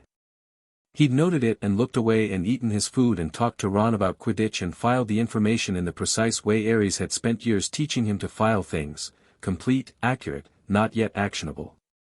Not yet. He closed his eyes. On the floor beside his bed, the trunk held his books and his robes and the cedar practice wand and 3 things that Aphrodite had tucked in at the last moment without comment, a small mirror, a folded piece of cloth in deep gold, and a photograph. The photograph was the same one from the wall of his room on Olympus. His mother, in the garden, laughing, alive. He'd brought it himself, actually. He'd taken it down from the wall before he left. Aphrodite hadn't said anything about it, had only looked at the empty space on the wall where it had been and then at him with the expression that didn't need translation. He thought about what she'd said. She loved you in a way that went down to the bone of the universe. He thought about Quirrell's smell and the dark resonance underneath it. He thought about the stone sitting in a vault in Gringotts, waiting. He thought about Dumbledore's expression when the hat had said Gryffindor, the revision, the recalculation. He thought about Hermione saying the narrative people had was fairly reductive, and the decision in her voice when she'd said it, the way she'd clearly chosen in that moment to look at the actual thing rather than the story people told about it. He was glad she was here. He hadn't expected to be glad, specifically, about any one person. He'd expected to find the terrain interesting and the people complicated and the situation rich with tactical information. He hadn't expected, in the first day, to find someone who looked directly at things. Outside the dormitory windows, the Scottish Highlands were doing their September thing, dark and vast and full of weather, and the castle was a lit point in it, impossibly old and entirely present. Harry let out a slow breath. He was here. He was exactly where he needed to be. He had a sword in his pocket and 7 years of preparation in his body and a power in his chest that the wizarding world had no category for. He had Voldemort fragmented and hiding somewhere in this building, and a headmaster who was watching him with intelligent concern, and a new friend who ate chocolate frogs and explained Quidditch with infectious enthusiasm, and another new friend who had noticed everything he'd noticed on his first day. He had, for the first time in his life outside Olympus, the specific feeling of being in exactly the right place. It felt like standing on a training ground with perfect balance, knowing you could move in any direction. He fell asleep still smiling. Chapter 4, The War Beneath the School. The first week of classes at Hogwarts established one fact with absolute clarity: the wizarding world's educational system had been designed for children who had never done magic before, and Harry had not been one of those children for approximately 7 years. He sat in charms and watched Professor Flitwick demonstrate the levitation charm with genuine interest, not because the charm was new, but because the mechanism was new, the specific wand-word will framework that wizarding magic ran on, distinct from the divine working he'd grown up with. He wanted to understand the theory. The theory was interesting. Wingardium Leviosa operated on a principle of directed intent channeled through a standardized gesture, and the standardization was what made it teachable at scale, and the teachability was the entire genius of the wizarding system. It democratized access to magic in a way that divine working never could, because divine working required blood. He found this genuinely admirable. He also cast it correctly on the first try, which caused Flitwick to make a noise like a kettle and nearly fall off his pile of books. Perfect technique, Mr. Potter. Quite perfect. Have you done this before? I've read about it, Harry said, which was true. Ron, beside him, was still having issues with the swish. Harry leaned over and said, very quietly, "You're breaking the wrist too early. It's one smooth motion, the swish and flick are one thing," and Ron tried it and his feather shot up so fast it hit the ceiling, and Ron looked at it with an expression of pure, startled joy. "How did you know that?" Ron said. "Watched your wrist," Harry said. Hermione, on Harry's other side, had cast the charm correctly about 30 seconds after Harry. Her technique was precise and deliberate and reflected the kind of preparation that came from reading the theory before the class rather than relying on instinct. She and Harry exchanged a brief look that was the beginning of a mutual assessment that both of them were conducting simultaneously, and then both looked back at their feathers. In Transfiguration, McGonagall turned her desk into a pig and back before anyone had sat down, which Harry thought was an efficient way to establish both competence and authority. He liked McGonagall. She had the quality of someone who was honest about what things cost. When she asked him to demonstrate the match-to-needle transfiguration at the end of class, he did it cleanly and completely: full transfiguration, correct proportions, the eye of the needle, the sharpness of the point, and she looked at it for a long moment before saying, crisply, 5 points to Gryffindor, and moving on, which he respected more than effusive praise would have been. What he waited for, with the particular focused patience of someone who knew how to wait, was defense against the dark arts. Quirrell's classroom smelled wrong. Not obviously, not to anyone who wasn't paying close attention, or who didn't have the specific sensory depth that came with divine blood. To everyone else it probably registered as something slightly unpleasant, the kind of smell you noticed and then your brain catalogued as garlic, which the professor apparently wears a lot of, and moved on. Harry sat in the second row and spent the first 10 minutes of class parsing the layers of it. The garlic was real. The nervousness was real. Quirrell generated the scent of anxiety the way most people generated body heat, a constant ambient output. The stammer was mostly real, with a pattern that suggested it was a trained response, habitual rather than physiological, possibly originally genuine and now maintained by muscle memory even when the original cause was no longer primary. The thing under all of that was what Harry was trying to read. It was dark in the specific way that Ares had described darkness during training, not as an absence of light but as an active quality, a presence that had its own weight, its own hunger. Ares had made him sit with discomfort during training.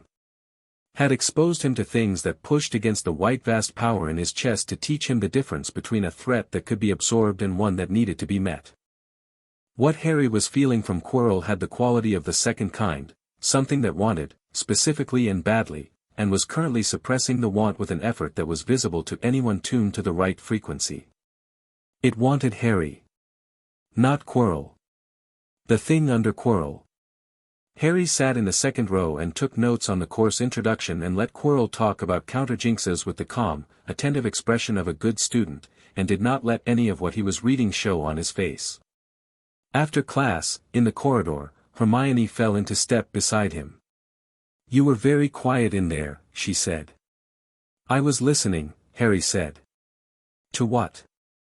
"He spent 45 minutes on theory we could have read ourselves."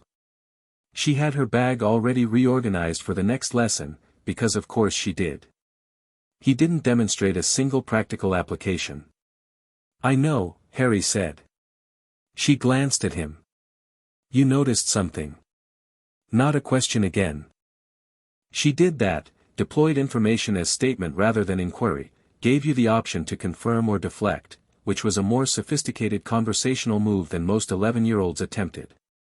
"I notice a lot of things," Harry said, which was true and not an answer, and Hermione's expression said she registered both of those facts. "The turban," she said. Harry looked at her. "He never takes it off," she said. "Even indoors. The garlic is supposed to repel something, vampires, supposedly, but that's mostly myth. And there's something," she stopped, looking slightly uncertain, which was a less common expression on her face than most of her other expressions. "I don't know what I'm sensing exactly. I just know that something about him is not what he's presenting." Harry was quiet for a moment. He looked at her and made a decision, the same decision she'd made the previous evening at the feast, the decision to look at the actual thing rather than the convenient version. "You're right," he said. "But I need more time before I know what to do about it." She held his gaze. "Okay," she said, and the word was a full sentence, "I will hold this and not push and wait for what comes next," and Harry felt, again, the specific warmth of someone being exactly what they were with no performance attached. "Okay," he said. Draco Malfoy made his first real move on the second Thursday, in the corridor outside the potions dungeon before class. He'd been circling since the first day. Harry had tracked it, the way Draco kept positioning himself in Harry's proximity without quite initiating, making assessments from angles, the body language of someone who had a specific goal but hadn't yet decided on the approach. His two companions, Crabbe and Goyle, moved with the confident easiness of people who have always been the biggest things in any room and planned to continue this policy at Hogwarts. Draco himself was sharp-faced and well-dressed and held himself with the specific posture of someone who has been told from birth that he was important and has built his entire identity on the premise. "Potter," Draco said, planting himself in Harry's path with the calculation of someone who has rehearsed the geometry of the confrontation. Ron, beside Harry, went immediately tense in the way of someone who has heard enough Malfoy family stories to have a preset reaction. Harry stopped and looked at Draco with genuine, uncomplicated attention. "Malfoy," he said. "I heard you got Gryffindor," Draco said, and his voice had the quality of someone delivering a verdict. "Surprising. I expected you'd want to be somewhere more appropriate." "Appropriate to what?" Harry asked. Your name, Draco said. The Potter name. You come from a serious family. Old magic. You don't have to associate with. His eyes went to Ron with the dismissiveness of someone who has filed an entire person under a category and stopped looking. Everyone. I associate with whoever interests me, Harry said pleasantly. And the Weasleys interest you. Skepticism threaded through his voice like a wire. Ron interests me, Harry said. He looked at Draco without the particular deference or hostility that Draco's posture was calibrated for and seemed to need to proceed correctly.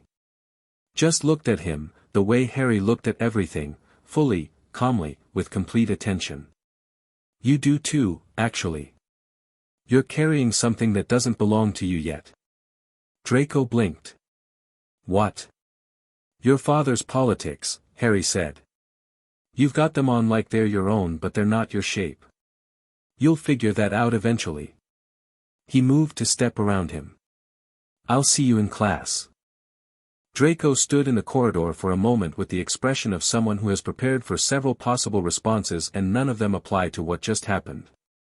Ron, walking beside Harry, said quietly, that was either brilliant or it's going to make things much worse. Both, probably, Harry said. You know his father is, a Death Eater, Harry said. Or was. Probably still is in everything that matters. He pushed open the potion's dungeon door. That's not Draco's fault. But it is his problem. Ron thought about this all the way to his seat and then nodded, with the look of someone who has arrived somewhere they weren't expecting to end up and finds it makes sense now that they're here. Fair enough, he said. Potions was Snape's kingdom. Harry understood that within the first 30 seconds of class, not because of anything Snape said, the introduction speech was actually very good, the kind of precision-crafted rhetoric that told you exactly what you were getting into while also telling you who was delivering it, but because of how Snape moved through the room. Like a man in his element. Like someone who has organized the world as close to his preferences as it's possible to organize and consequently does not need to explain himself to it. He was also watching Harry with the specific intensity of someone working through something complicated. Not the worshipful attention of people who knew the scar. Not the strategic assessment of Dumbledore. Something more tangled than either, a quality of feeling that Harry couldn't immediately categorize and that interested him precisely because it was unreadable. Potter, Snape said, with the abruptness of someone inserting a pin. What would I get if I added powdered root of asphodel to an infusion of wormwood? The class went quiet. Harry met Snape's dark eyes across the room. Draught of living death, Harry said. One of the most powerful sleeping potions known. The asphodel is in the lily family, which is relevant to the potency. He paused, watching Snape's face do something extremely small and involuntary at the word lily, and the combination creates a compound that affects the magical core as much as the physical nervous system. The class was quiet for a different kind of reason now. Snape looked at Harry with an expression that was not quite what he'd clearly prepared for. Where did you read that? He said. Most potency potions, Harry said. Among others. A silence. Then, 5 points to Gryffindor, Snape said, as though each word cost him money. Don't let it develop into a habit. Harry didn't smile. He looked back at his cauldron and began preparing his ingredients. Hermione, 2 stations over, was looking at Harry with an expression that was somewhere between impressed and deeply, specifically curious. He could feel her filing this interaction the same way she filed everything, carefully, with the understanding that it was part of a larger pattern she was still assembling. After class, in the corridor, while the other students dispersed, Harry looked back toward the potions dungeon. Snape was clearing something from a workstation and not looking at the door, which was itself a kind of looking. Harry stored the whole interaction in the particular file he'd opened the first night. People who are not what they immediately appear to be, motivations unclear, treat with attention. The file was getting full. 3 weeks into term, the thing Harry had been waiting for arrived in the form of a broom. He'd been flying, naturally, effortlessly, in a way that turned out to be not quite natural and not quite learned but something in between, the combination of divine balance and Ares's years of proprioceptive training translating immediately and completely to a broomstick, during the first flying lesson, and Madame Hooch had gone from skeptical to wide-eyed to something approaching reverence in about 45 seconds.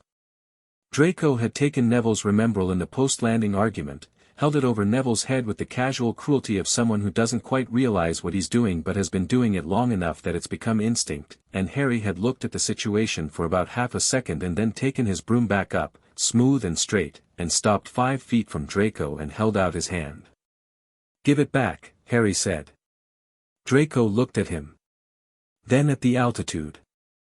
Then back at Harry, who was hovering with the complete physical ease of someone who finds nothing about this position demanding. "You're going to fall," Draco said, but the certainty in his voice had a small crack in it. "No," Harry said simply. "Give it back."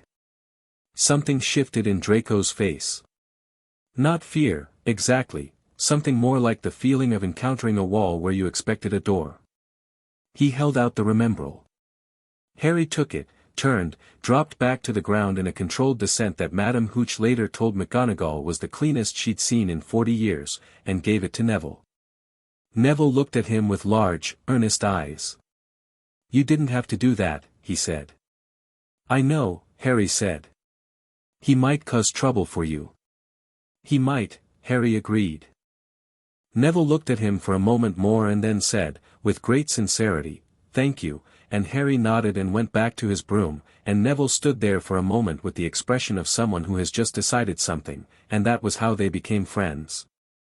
McGonagall put him on the Gryffindor Quidditch team 4 days later. Harry accepted with genuine pleasure because he genuinely liked flying and competitive flying sounded like an interesting extension of that, and because Oliver Wood's passionate, table-thumping breakdown of their tactical situation was one of the most purely entertaining things Harry had witnessed since leaving Olympus.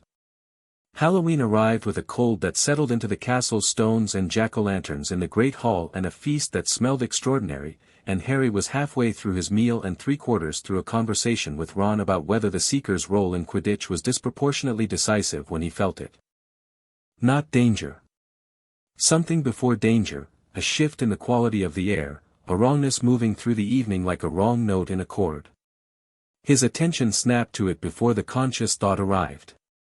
He heard it a moment later, Quirrell's voice, cracked and specific and drained of its habitual nervousness. The performance dropped because something had made performance irrelevant. "Troll," Quirrell said from the hall doorway. "In the dungeon. Thought you ought to know."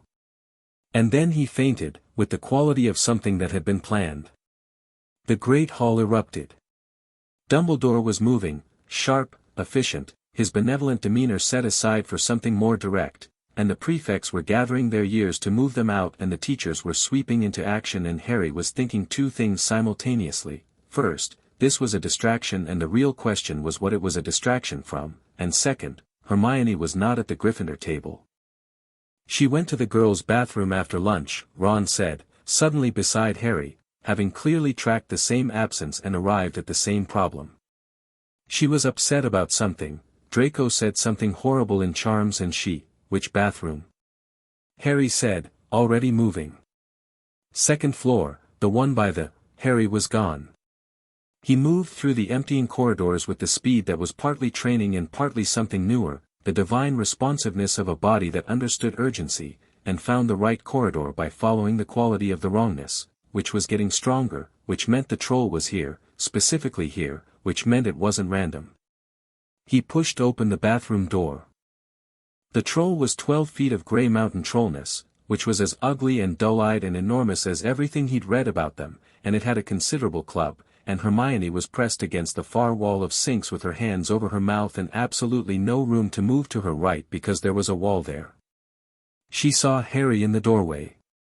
Her eyes went from enormous with terror to something else very quickly, not relief, not yet, but the specific recalibration of a sharp mind that has just received new information and is updating in real time.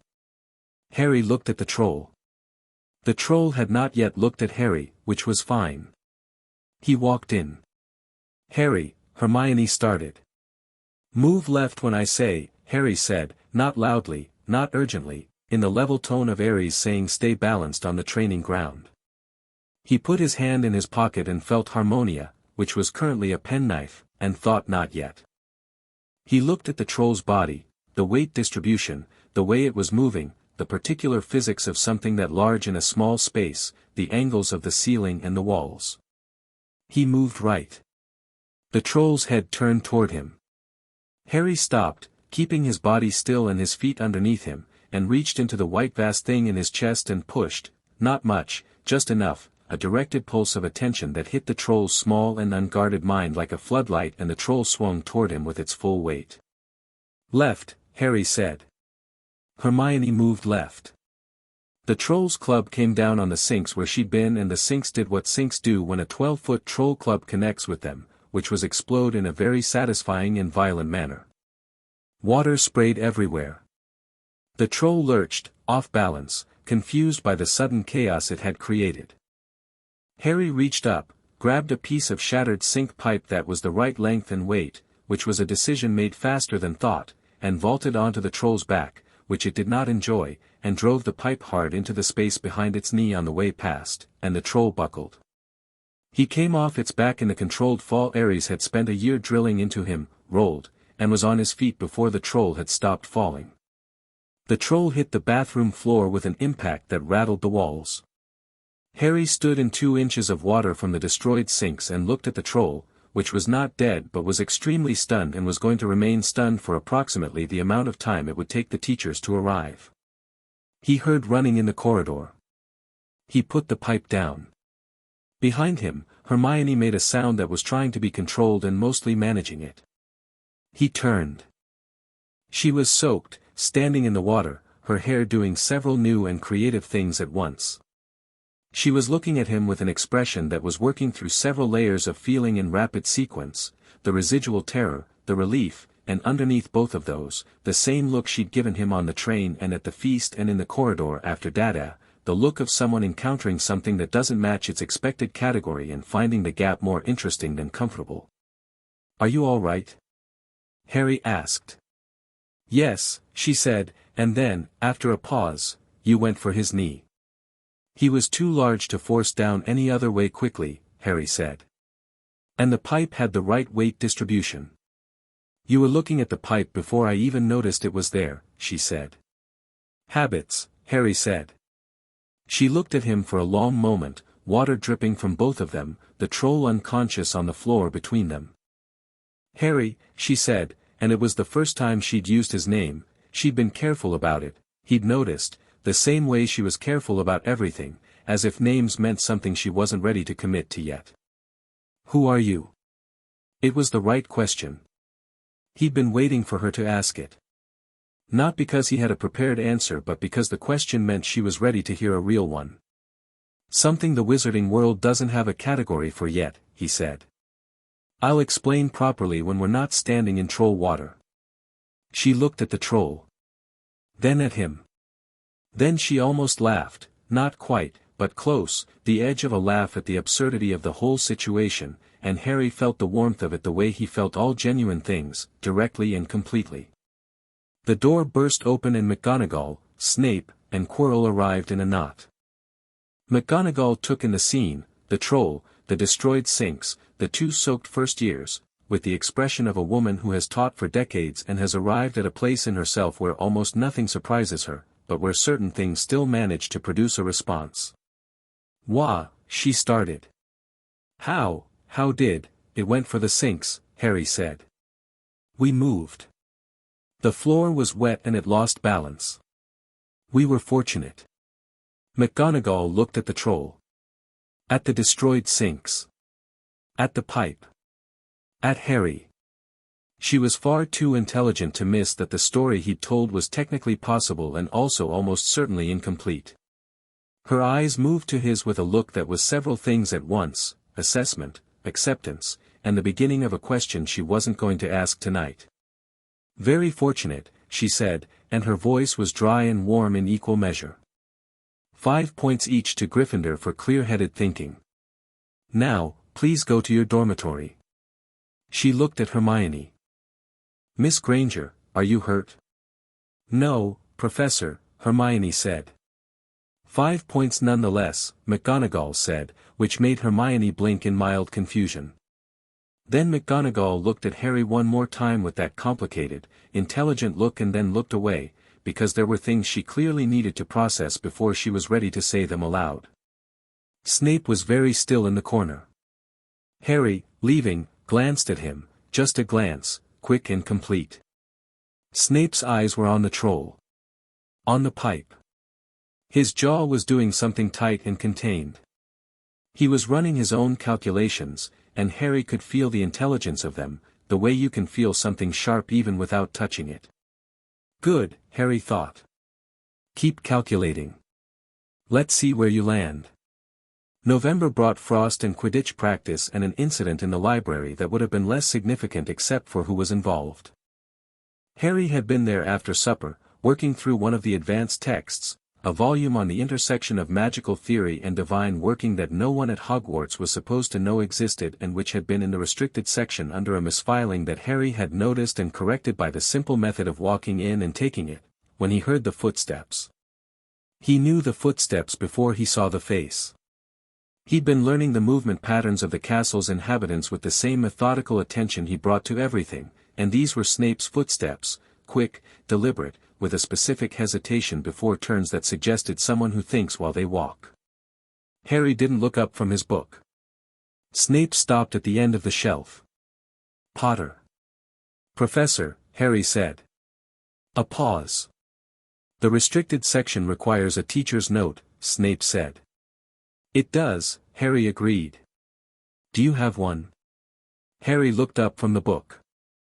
Snape's face was doing the controlled, revealed nothing expression he wore as a default, but his eyes were sharp and direct and carrying something underneath the professional surface that Harry had been trying to categorize for weeks. No, Harry said. Then you should not be here, Snape said, and his voice had the flat certainty of someone who knows they're right and also knows it won't matter. Probably, Harry said. He looked at Snape with the full attention he brought to things that interested him. You've been watching me since the first day of term. Snape was quiet for a moment. Observant, he said finally. I had a good teacher, Harry said. The Dursleys, Snape said, and the name in his voice had a specific quality, something like distaste, something like guilt, something else Harry couldn't quite isolate. No, Harry said simply. He held Snape's gaze. Someone considerably better. Snape looked at him with those dark, quick, reading eyes, running the same calculation he ran every time Harry said something that didn't fit the file. Every interaction added something to the revision. Harry could see it, the ongoing, grudging, intellectually honest process of a man who has very strong feelings about what a person should be and is being faced with evidence that the person is something else. You knew about asphodel and wormwood before you walked into my class, Snape said. Yes. You knew the etymology, Snape said. Asphodel in the lily family. His voice was almost entirely even. Almost. Harry looked at him directly. I know who my mother was, he said. I know what she meant to people who knew her. He paused. I know she was brilliant at potions, specifically. Snape's expression didn't change. Something behind it did. She was, he said, and those two words were the most honest thing Harry had heard from him, stripped of every layer of performance, just a fact that came from somewhere real. She was the most naturally gifted potioneer I have encountered. I know, Harry said. I've heard. A long silence. The library was empty and dark around them, books pressing in from the shelves with the patient gravity of stored knowledge. What do you want, Potter? Snape said, finally. Same thing I want from everyone, Harry said. Honesty. Snape looked at him for a moment longer. Then he said, the restricted section requires a teacher's note. Come by my office tomorrow evening at 7 and I'll issue one. He paused. Don't make me regret it. He left. Harry looked at the shelf where he'd been standing for a moment. Then he went back to his book. Hermione, who had been sitting at the study table around the corner the entire time and who had, by the particular stillness of someone who is very deliberately not making any sound, heard all of it, appeared at the end of his shelf. "He's going to help you," she said. "Maybe," Harry said. "That was not a maybe conversation," she said. "No," Harry agreed. "It wasn't." She sat down across from him with her own books, and for a while they worked in companionable silence, and outside the library windows the November dark came down over the castle grounds, and somewhere in the structure of the school beneath them, in the third-floor corridor that the students had been told was out of bounds, something waited on three-headed legs for what came next. The Quidditch match was on a Saturday, and Harry played seeker with the focused pleasure of someone doing something they are genuinely good at for its own sake. The Gryffindor stands were loud and Oliver Wood was more nervous than Harry had ever seen another human being, which was saying something given everything Harry had witnessed. He found the snitch in 23 minutes, which was fast. He'd been watching it for the last 10, tracking its movement pattern, which was distinct enough to constitute a kind of behavior if you were looking at it from the right angle, and when it finally committed to a straight-line run he was already positioned for the intercept. He caught it at 40 feet with one hand, coming off the broom briefly with a grip on the tail that Ares would have described as technically unnecessary but nonetheless efficient. The roar of the Gryffindor stands went through him like a warm wave. He landed and held the snitch up and found Ron in the crowd by the sound of his voice, which was distinctive even in a roar, and grinned. He also noticed, in the same sweep, that Snape had been watching from the teacher's stand with a very specific expression, and that Quirrell had not been watching the match at all for the last 10 minutes but had been watching Harry's broom, which had been doing something slightly wrong for the same 10 minutes before Harry had noticed and compensated, a micro-wobble, a resistance in the steering, the kind of interference that required line-of-sight concentration to maintain. He didn't say anything about it after the match. He filed it. That evening, in Snape's office, he sat across from the teacher's desk and accepted the restricted section note and looked at the shelves of potion ingredients and pickled things in jars and the general atmosphere of a room that had been organized by someone who thought in precise categories, and said, "Someone tampered with my broom during the match." Snape looked up from his desk. "Jinx," Harry said. "Subtle. Required visual concentration to maintain. Professor Quirrell was watching my broom for the last 10 minutes of the match." The something that happened in Snape's expression was the most complicated thing Harry had seen on his face. It moved quickly through several things: controlled alarm, recognition, a something that looked almost like relief, as though Harry had just confirmed a calculation he'd been running in private and hoping was wrong. "What makes you think it was Quirrell and not any number of other people in that stand?" Snape said. His voice was very even. "I've been reading Quirrell since the first day of term," Harry said. "He's not what he presents." "No," Snape said, after a pause. "He is not." He looked at Harry with an expression that was the closest thing to naked honesty Harry had gotten from him. "Potter. What exactly do you know?" "Enough to be careful," Harry said. "Not enough yet to act." He looked at Snape. "You've known about him too." "I have been." Snape paused, selecting his words with the care of someone who has spent a lifetime understanding exactly how much information given in which direction produces which outcome. "Monitoring the situation." "For Dumbledore," Harry said. Snape said nothing, which was its own kind of answer. Harry thought for a moment.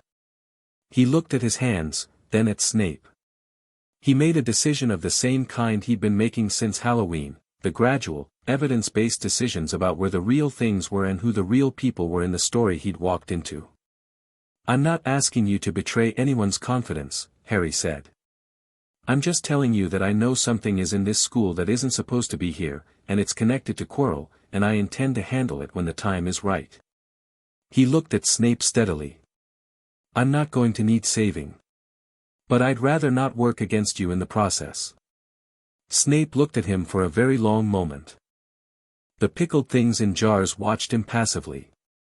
"You are nothing like what I expected," Snape said, and there was a quality in his voice that wasn't quite a compliment and wasn't quite a complaint, that was just the flat acknowledgement of someone revising a long-held picture. "I know," Harry said. "What I expected," Snape said, slowly, looking at his desk, "was James Potter's son." "I am James Potter's son," Harry said. I'm also Lily Potter's son. He paused. And some other things. He said it without elaboration, the same way he'd said it to Ollivander, letting it sit without decoration. Snape looked at him. Some other things, he repeated. Yes. Another long silence. Outside Snape's office the castle had settled into its late evening rhythms, the corridor sounds reducing to occasional footsteps and the ambient hum of old stone holding old magic. Do not, Snape said finally, with the particular force of someone choosing every word, act on whatever you know without telling me first. He picked up his quill. I have arrangements in place. Acting alone will disrupt them. I'll keep you informed, Harry said. Snape looked at his desk. Dismissed, he said. Harry stood. At the door he paused. The asphodel etymology, he said. You noticed I knew it. Obviously, Snape said, without looking up. She would have liked knowing that it stayed important to someone, Harry said, and kept his voice level and meant every word of it, and left. Behind him, in the office with the pickled things and the potion shelves, he heard nothing at all, which was its own kind of answer. December came hard off the Scottish Highlands and Harry trained in the cold because Ares had always made him train in the cold. Cold was information, a condition that the body had to accommodate, and accommodation was a skill, and thought about the third-floor corridor and the locked door and the three-headed dog he'd briefly encountered in September when he'd gone to read the terrain. The dog, Fluffy, apparently, which was one of the more interesting naming decisions he'd encountered, had been a useful data point. It meant the stone was here. It meant the corridor wasn't coincidental. It meant that whatever sequence of protections Dumbledore had arranged lay beneath it, in the buried spaces of the school. It also meant that Quirrell had been building towards something all term, and that the building was getting close to finished. Harry knew what the end of the term meant. The students would go home for Christmas. The school would be relatively empty. The window would open. He sat in the common room late on a December evening, the fire burning low, Ron dozing in an armchair with a half-finished chess game on the board in front of him, Hermione reading across the room with the focused attention that meant she was working through something and not just reading for pleasure, and he thought about the shape of what was coming. He wasn't afraid of it. He was, if anything, glad it was coming, because waiting for the right moment was something he'd been trained for, but that didn't mean he enjoyed it. He took Harmonia from his pocket. The penknife sat in his hand, looking like what it looked like to anyone watching.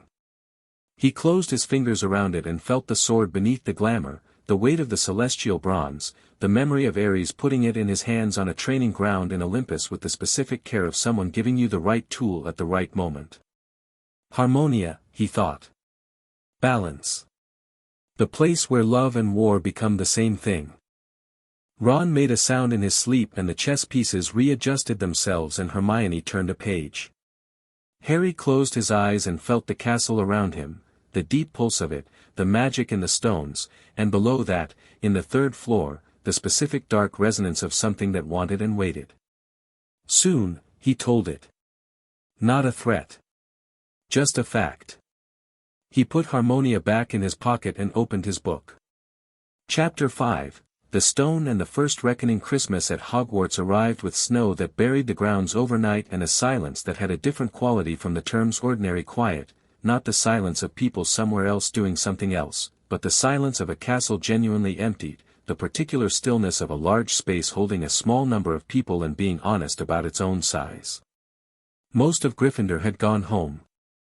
Ron stayed, his parents were visiting his brother Charlie in Romania, and he'd opted for the castle over spending the holiday with his remaining brothers, and Hermione had gone back to her parents' house in London, but not before spending 30 minutes in the library with Harry going through everything she'd assembled about the third-floor corridor in the kind of focused, organized way that made Harry genuinely glad she existed. She'd spread her notes across the table, parchment covered in her precise handwriting, cross-referenced and color-coded in a system that had its own internal logic, and walked him through it without preamble. The dog is covering a trapdoor, she said. I worked that out from the sound structure of the floor when I timed how long it took a dropped object to stop making contact sounds. The chamber below has significant depth. She paused. There's something below it.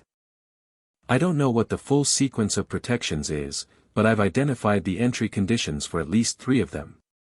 Quirrell's protections are at the bottom. I think. You've been doing your own investigation, Harry said. Of course I have, she said, as though the alternative were simply not a concept. Whatever is down there is in this school. That makes it relevant. She looked at him. You're going to go down there? Yes, Harry said. Before term ends? Probably during the break, Harry said. When the school is quieter. She was quiet for a moment. Then, I'd come with you but I'll be gone. She said it with the specific frustration of someone who has been excluded from something important by circumstances rather than choice. I know, Harry said. You've already helped more than you know. That's not the same as being there, she said. No, he agreed. It isn't. He looked at her notes. Hermione. I need you to understand something. He said it carefully, the way he said things that mattered, with the full weight of the words, no decoration, no softening. What I'm going to do down there is not what you're imagining. It's not going to be a near miss or a desperate scramble. I know what I'm dealing with and I know what I can do and I intend to end it cleanly. She looked at him for a long moment with those reading eyes. You keep saying things like that, she said. And every time I hear you say them I think you're either the most arrogant person I've ever met or you're telling me something true about yourself that I don't fully understand yet. Which do you think it is? Harry asked. She held his gaze. The second one, she said, eventually. I've been watching you all term. You're not arrogant. Arrogant people need other people to believe they're capable. You don't. She tapped her notes. That's different. Harry nodded. I'll tell you everything when you get back in January. Everything, she said. Everything, he confirmed. She'd gathered her notes and packed them into her bag with practiced efficiency, and then at the door she'd turned and said, be careful anyway. Not because you can't handle it. Just because it's the right approach, and he'd said, always, and she'd left. Christmas morning was quiet and white and Harry sat in the mostly empty Gryffindor common room and opened 2 gifts, a Weasley jumper in deep red with a golden H on it, which had arrived with Ron's from Mrs. Weasley with a note that said Ron told me about the troll. Well done, dear, which made Harry feel something warm and uncomplicated that he filed under the general category of things the mortal world gets right. And the second gift, which arrived with no note and no identifiable owl and was wrapped in brown paper that unfolded when he touched it to reveal what appeared to be a garment of liquid silver. He held it up. It moved like water, like light, like nothing that could be named with fabric vocabulary. He already knew what it was. Aphrodite had mentioned it in passing months ago. There are things your father left that will find their way to you when the time is right, and this was clearly one of them. An invisibility cloak. He held it in his hands for a moment and thought about James Potter wearing this, using it, and felt the presence of a person he'd never met but had been carrying with him since the photograph in the vault. He put it on. He disappeared. Ron, walking down the stairs at that moment, looked through where Harry was sitting and frowned and went to get breakfast, and Harry sat invisible in the Christmas morning light and let himself just be present in the feeling of it for a moment, the gift, and what it meant, and the person who had left it for him. Then he took it off, folded it, and put it in his pocket. He had things to do.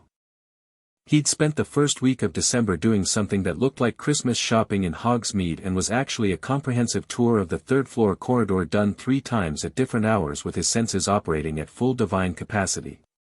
He knew the layout. He knew the dog's schedule. Fluffy, despite everything, operated on a routine, because large animals generally did. He knew that music settled it, which was obvious once you understood that music worked the same way sleep worked in the divine sense, reducing the arousal of a system that was otherwise calibrated for permanent alertness. He knew the room below had 7 chambers. He'd counted the magical signatures. He'd identified 6 of them through the floor with varying degrees of certainty: Devil's Snare, Flying Keys, a chessboard, something that smelled of potion logic, and 2 others whose signatures were less familiar. And at the bottom, below all of them, the specific dark resonance he'd been tracking since September, turned up now to a volume that meant the approach was imminent. Quirrell had been in the castle over Christmas. Harry had checked. He waited. He gave it 3 days after Christmas itself, 3 days during which Quirrell's routine maintained itself, teaching schedule gone but the regular paths through the school continuing, the performance of normalcy held with increasing tension, a bowstring being drawn, and then on a Thursday morning at 2 in the morning, when the castle was at its most still, Harry Potter dressed in his robes with Harmonia in his pocket and the invisibility cloak over his arm, and went to tell Snape.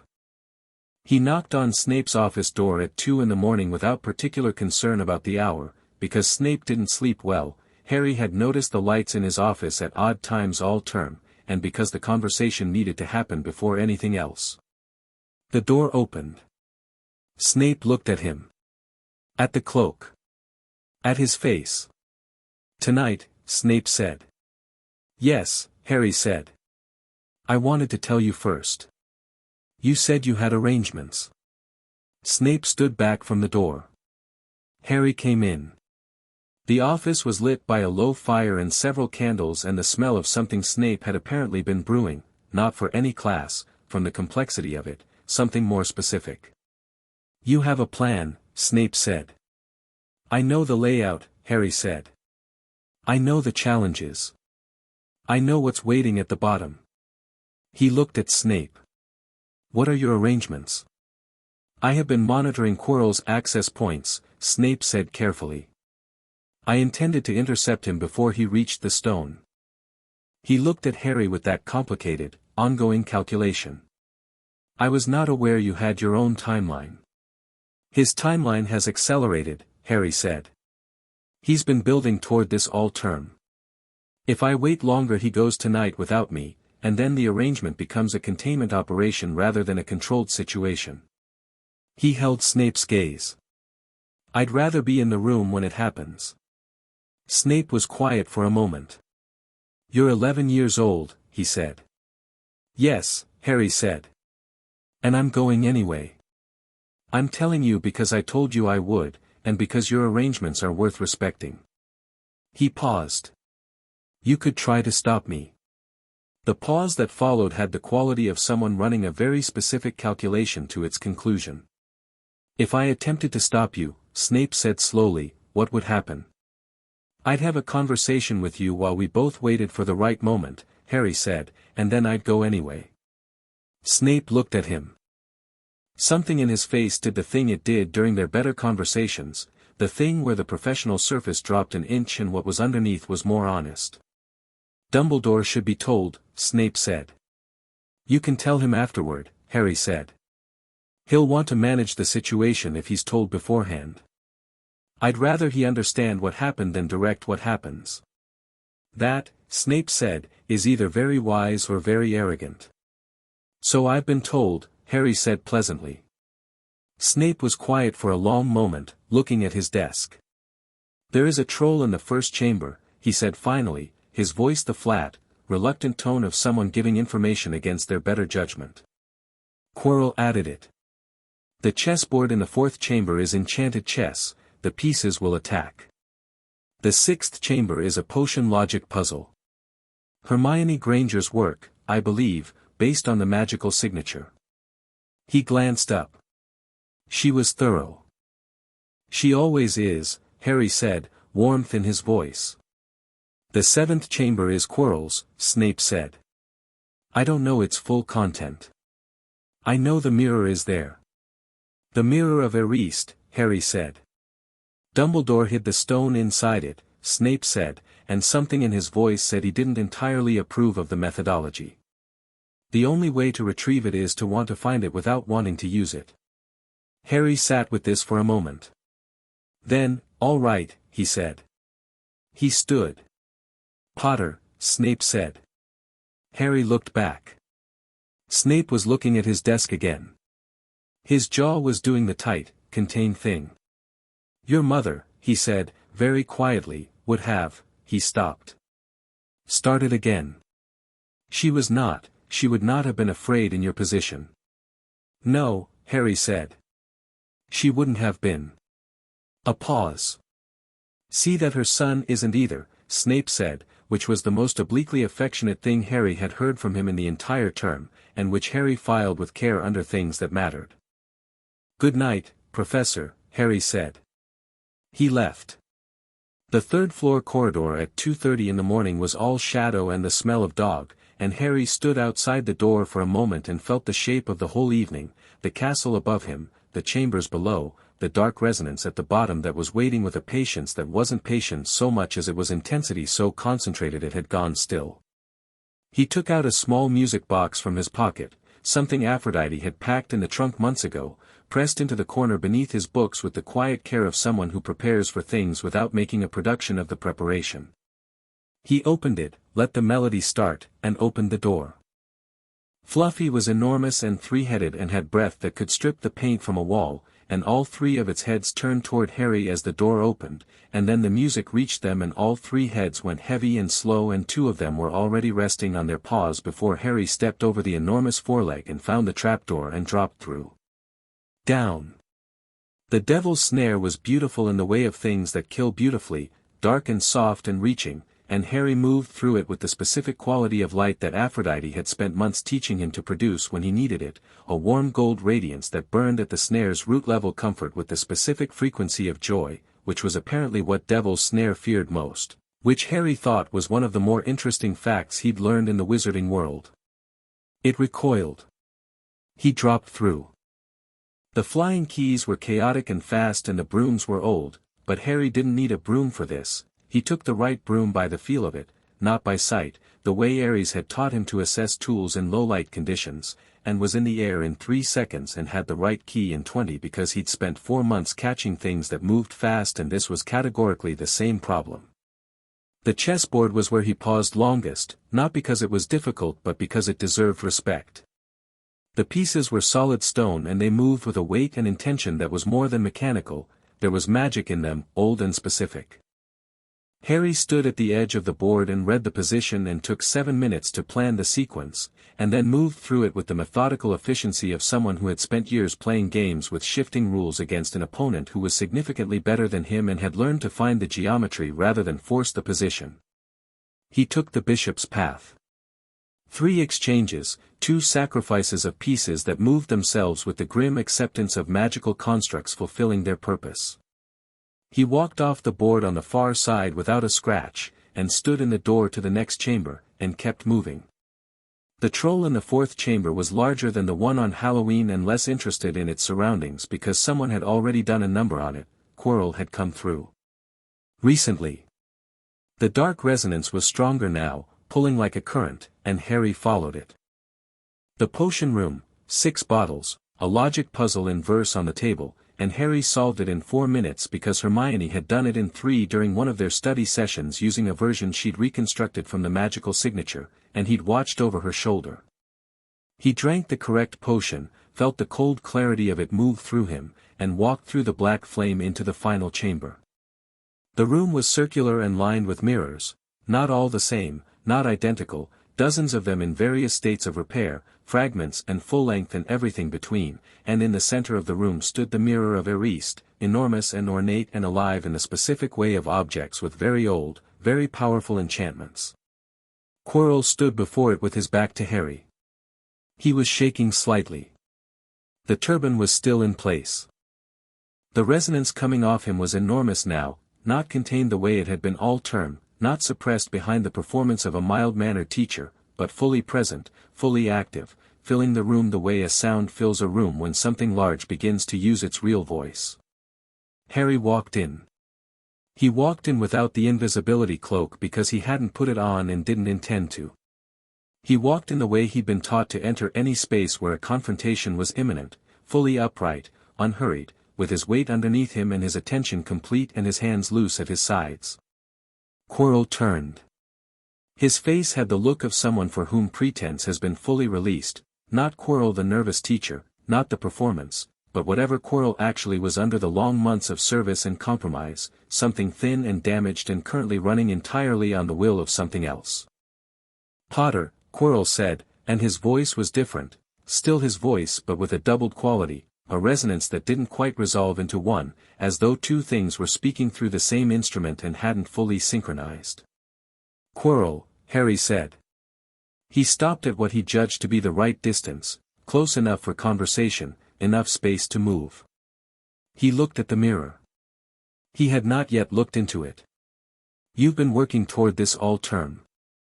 "Since before term," Quirrell said, and the doubled quality in his voice was stronger now. "Since the summer." "Since, long before you arrived." "Voldemort directed you," Harry said. "Not a question." The name moved through the room and Quirrell flinched, not fear, something more complicated, the flinch of someone for whom a name carries obligation alongside terror. "You say it so easily," Quirrell said. "It's a name," Harry said. "It is his name."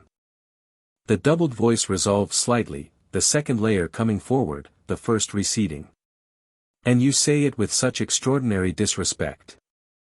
"I'm not trying to disrespect anyone," Harry said. "I'm just not afraid of syllables."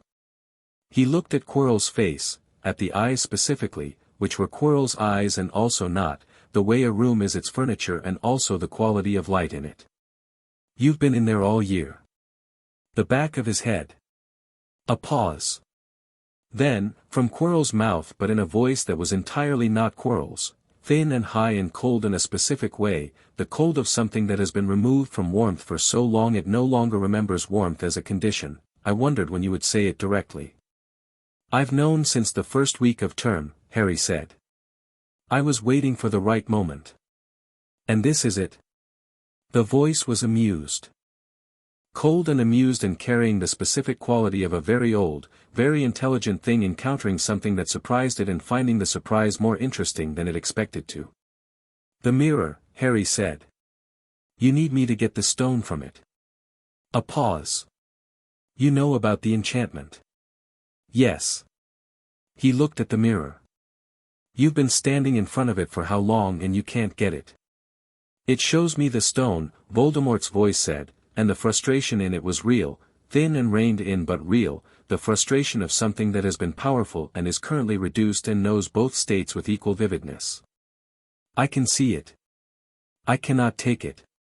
The enchantment requires someone who desires it without desiring to use it." A pause. "Dumbledore's cleverness." "Yes," Harry agreed. "You could take it," Voldemort said. "You want to find it without wanting to use it, that's your nature, isn't it? You're here to stop me, not to use the stone. You could simply walk up and take it from your own reflection." A pause. "And then I would need it from you." "Yes," Harry said. "That's how you expected this to go. Isn't that how it will go?" Harry looked at Quirrell's face, the body Voldemort was riding, the man underneath who had made a choice and was living the consequences of it, the hollow place where a person had been replaced by service. "No," Harry said. He reached into the white vast thing in his chest. He didn't draw Harmonia yet. The sword was for things that needed a sword, and what this moment needed was something different. He understood that with the complete clarity that Aphrodite had spent years cultivating in him, the ability to read what a situation called for at the level below thought. This was not a sword moment. This was a conversation moment, but the conversation needed to be with Voldemort specifically, not with the body he was wearing. "Let me be direct," Harry said. "Quirrell. I'm giving you one opportunity to step back from this. Whatever arrangement you've made with him, whatever he promised you, it won't pay what he said it would. It never does." He looked at the man's face, at what remained of the man's face. "You made choices. Some of them are past reversing. But you're still here and he's on the back of your head. That gap still exists." Quirrell's mouth twisted. "You think I want to be saved?" The voice was entirely his own, briefly, raw and ugly and carrying the specific self-loathing of someone who has been in the dark long enough to become comfortable there. "I sought him out. I went looking." "I know," Harry said. "That doesn't change what I just said." "Very noble," Voldemort's voice returned, smooth. "Your mother's child. She also believed in the redemptive power of direct address. She was right about most things, Harry said. She died for you, Voldemort said, and the quality of the word was a blade, carefully angled. That is what her love accomplished. A year in this existence, reduced, fragment, waiting. That is what love accomplishes. Is it? Harry said. He looked at the mirror for the first time directly. His reflection looked back at him. The reflection was him, same face, same eyes, same scar, but with the difference that the thing behind his eyes was fully visible, the way it rarely was in mirrors, because the mirror of Ares showed truth and truth had no use for the small self-protective filters that daily mirrors accommodated. The reflection held something in its open hand. A small, blood-red stone, pulsing with the specific light of an object that had cheated mortality. Harry felt the stone drop into his actual hand. The warmth of it was extraordinary, dense and specific, and with a resonance that he recognized at the ichor level, the deep recognition of something ancient meeting something almost ancient and acknowledging each other. He closed his fingers around it. Quirrell made a sound and spun toward the mirror and found it empty. "Give it to me," Voldemort said, and the voice had dropped all the conversational warmth, gone flat and direct and entirely itself. This was Voldemort without the game, Voldemort wanting, stripped of the intellectual engagement. "Give me the stone, Potter." "No," Harry said. Quirrell lunged. Harry sidestepped, clean, unhurried, the sidestep of someone who could see the lunge coming for about 3 seconds before it arrived, and caught Quirrell's reaching wrist. The contact was immediate and total. Harry felt the ichor in him recognize the dark resonance and respond, not with fear, not with revulsion, but with something that had no word in any language he knew except maybe the word Ares had used once during training, talking about the divine response to the demonic, rejection. Not emotional. Physical. Fundamental. The body of someone carrying divine blood touching the body of something that had deliberately and systematically destroyed its own humanity, and the two substances having a very clear exchange about their incompatibility. Quirrell screamed. The hand where Harry held his wrist was burning, not Harry's hand, Quirrell's, the burning starting at the contact point and spreading with the logic of something deeply true asserting itself against something deeply false. Harry held on because he needed to hold on, because what was happening was necessary and he had not flinched from necessary things since he was 7 years old on Olympus with his teeth together and his eyes open. "How?" Voldemort's voice came from behind Quirrell's head, cracked now, the thin high voice fracturing under the pressure of something it hadn't planned for. "What are you, what do you have in you?" "My mother's blood," Harry said, steadily. "And something older." He pushed. Not physically. The white vast power in his chest opened like a door thrown wide, and what came through it was the combined weight of everything Aphrodite and Ares had spent 7 years putting into him, love in the form that moved like force, war in the form that understood cost, the unified thing that had no name, the specific divine energy of something that existed between two great poles and partook of both. It went through Quirrell like light through a window. The effect was not subtle. The room went white, genuinely, completely white, not a flash but a sustained radiance that came from Harry and moved outward and had weight to it, physical weight, pressing against the dark resonance the way Olympian light pressed against genuine dark, not competing with it but simply occupying the same space and finding the dark had no counter for that specific argument. Voldemort came out of Quirrell. Not willingly. Not dramatically in the theatrical sense. He came out the way something is expelled, not a choice but a consequence, cause and effect at the most fundamental level, the way an organism exits a host that has become incompatible. He came out as a cloud of something dark and cold and thin, and Harry felt the full force of the presence without the buffer of Quirrell's body between them, and the presence was, he had to be honest, significant. Not in the way of something he couldn't bear, but in the way of a genuinely powerful force that needed to be met with something equally genuine. "Potter," Voldemort said, and the voice was everywhere and nowhere, sourceless. "I see you." "I see you too," Harry said. The presence filled the room and pressed against the radiance Harry was maintaining, and the pressing was a real effort, a real exchange, two things of real substance making contact and neither immediately giving way. Harry felt the cost of it, not pain, but the particular expenditure of divine working, the sense of using something genuinely and knowing it was being genuinely used. He thought of Ares saying sometimes you spend more than you get, and sometimes the cost is worth it even then. What are you? Voldemort said, and there was something different in the voice now, not fear. Voldemort had managed fear out of his system with the same methodical ruthlessness he'd applied to everything else that made him feel small, but something related to fear, the thing fear becomes when it's intellectual rather than visceral. Genuine uncertainty. Something you've never encountered, Harry said. And something you're not going to be able to use. Everything can be used, Voldemort said, and the conviction in it was absolute, the conviction of someone who has built an entire philosophy on this premise and has evidence for it, decades of evidence, the kind of evidence that makes a belief feel like a natural law. Not this, Harry said. He pushed again, not harder, but differently, the way Aphrodite had taught him to change the argument rather than counter the point. He didn't try to force the presence out or drive it back. He simply made the room entirely inhospitable to it, changed the quality of the space so that continuing to be here became something the presence couldn't maintain at any expense it could currently afford. Voldemort said something, not words, something below words, in a register that bypassed language and communicated at the level of pure intent. What it said was this is not finished. No, Harry agreed. It isn't. The presence left.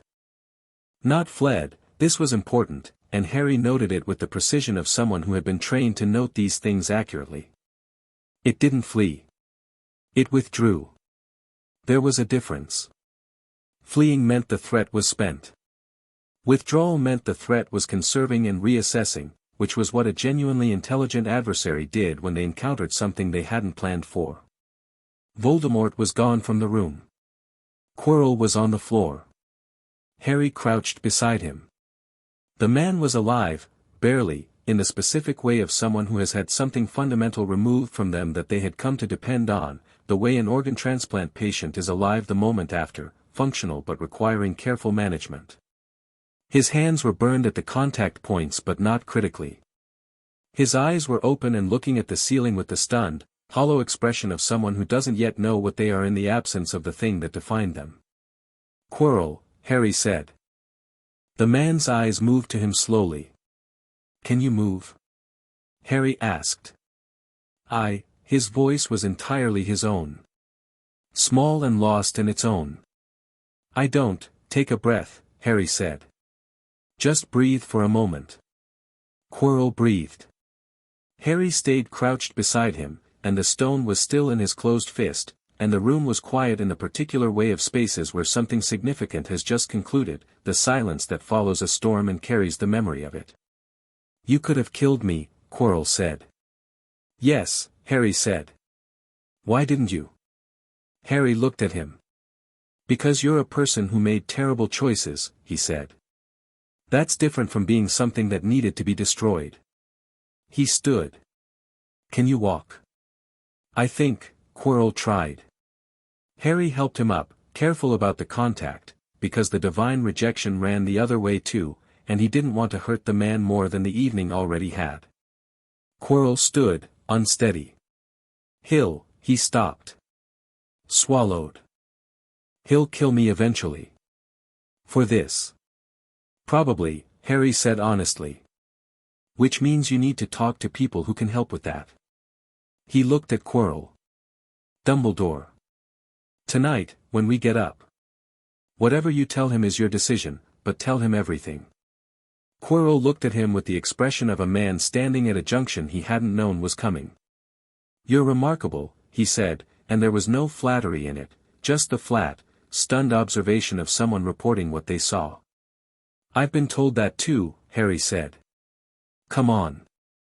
Dumbledore was in his office when they arrived, which surprised Harry for about half a second before he understood that Dumbledore had almost certainly known something was happening tonight, maybe from Snape, maybe from something else, and had been waiting with the deliberate patience of a man who has learned to let situations develop. He looked at Quirrell first, long, complete, taking in everything, and then at Harry, and in the look was everything Harry had been reading all term, the intelligence, the calculation, and underneath it now, something that had arrived recently and was still finding its shape. Something like genuine surprise. Not shock. Dumbledore's capacity for shock had been thoroughly educated out of him by decades of extraordinary events, but a surprise of the type that produces revision. He had expected to manage this evening. He had clearly planned to manage this evening. He had not managed this evening. "Sit down, both of you," Dumbledore said. His voice was even and kind and completely controlled. "Quirinus. Are you hurt?" "Yes," Quirrell said. "But I'll be, yes." Dumbledore looked at Harry. Harry held out his hand and opened it. The Philosopher's Stone sat in his palm, blood-red and warm and pulsing gently. Dumbledore looked at it. Then at Harry. "You got it from the mirror," Dumbledore said. "Yes," Harry said. "Because you wanted to find it without wanting to use it." "I wanted to keep it away from him," Harry said. "That's not the same as wanting to use it." He tilted his head slightly. "The enchantment is subtle. It was well designed." "Thank you," Dumbledore said, with the very slight, genuine warmth of someone receiving an honest compliment. "You knew he was in the castle," Harry said. Dumbledore was quiet for a moment. "I had suspicions," he said, and the word carried the specific weight of someone choosing it carefully. "From the beginning of term." "But you let it proceed," Harry said. Another pause. You believed it would be a test," Harry said, not unkindly. "That I would need to face something and survive it, and that would establish something about my character or my capability. You set up the protections knowing they were passable by someone first-year level, because the point was never to stop Voldemort permanently, it was to see what happened when he and I met for the first time." Dumbledore looked at him for a long moment. "That is," he said carefully, "a somewhat reductive summary of a more complex set of considerations." "Is it inaccurate?" Harry asked. Silence. "Not entirely," Dumbledore said. Harry nodded. He had expected this, had worked through it on many evenings in the Gryffindor common room, had said as much to Hermione in general terms, had filed it under things to address directly when the moment was right. He didn't feel angry about it. Anger would have been the easier response, and easier responses were for situations where you had the luxury of simpler feelings. "I'm not going to tell you that you were wrong about everything," Harry said. "The protections worked, broadly. Quirrell was contained long enough. The stone is safe." He looked at Dumbledore. "I'm going to tell you that decisions you make about me, for me, need to stop being made without me. I have people who inform and advise me, the same way you have people who inform and advise you. I expect the same courtesy." Dumbledore looked at him for a long moment with those half-moon glasses and the blue eyes that were very, very old and currently doing something complicated. "You had people," Dumbledore said carefully. "In the years you were away." "Yes," Harry said. "Away from the Dursleys," Dumbledore said, and on the name something moved in his face. "Not quite guilt. The thing that comes before guilt in people who have very strong mechanisms of justification, the moment when the mechanism fails briefly and reality arrives." "I left at 4, Harry said. "I haven't seen them since." He kept his voice level. He didn't need to embellish the facts. They were sufficient on their own. The people who raised me were better suited for it. Dumbledore closed his eyes briefly. When he opened them, something in them was different, something had lowered, some carefully maintained height of composure had come down a few feet. "I made choices," Dumbledore said. "Choices I believed served the greater good." "I know," Harry said. "That's your pattern. I've read about you." He leaned forward slightly. "I'm not asking for an apology, Professor. I'm asking for a renegotiation. What comes next, whatever Voldemort does next, wherever he goes, however he tries to come back, we work on it together.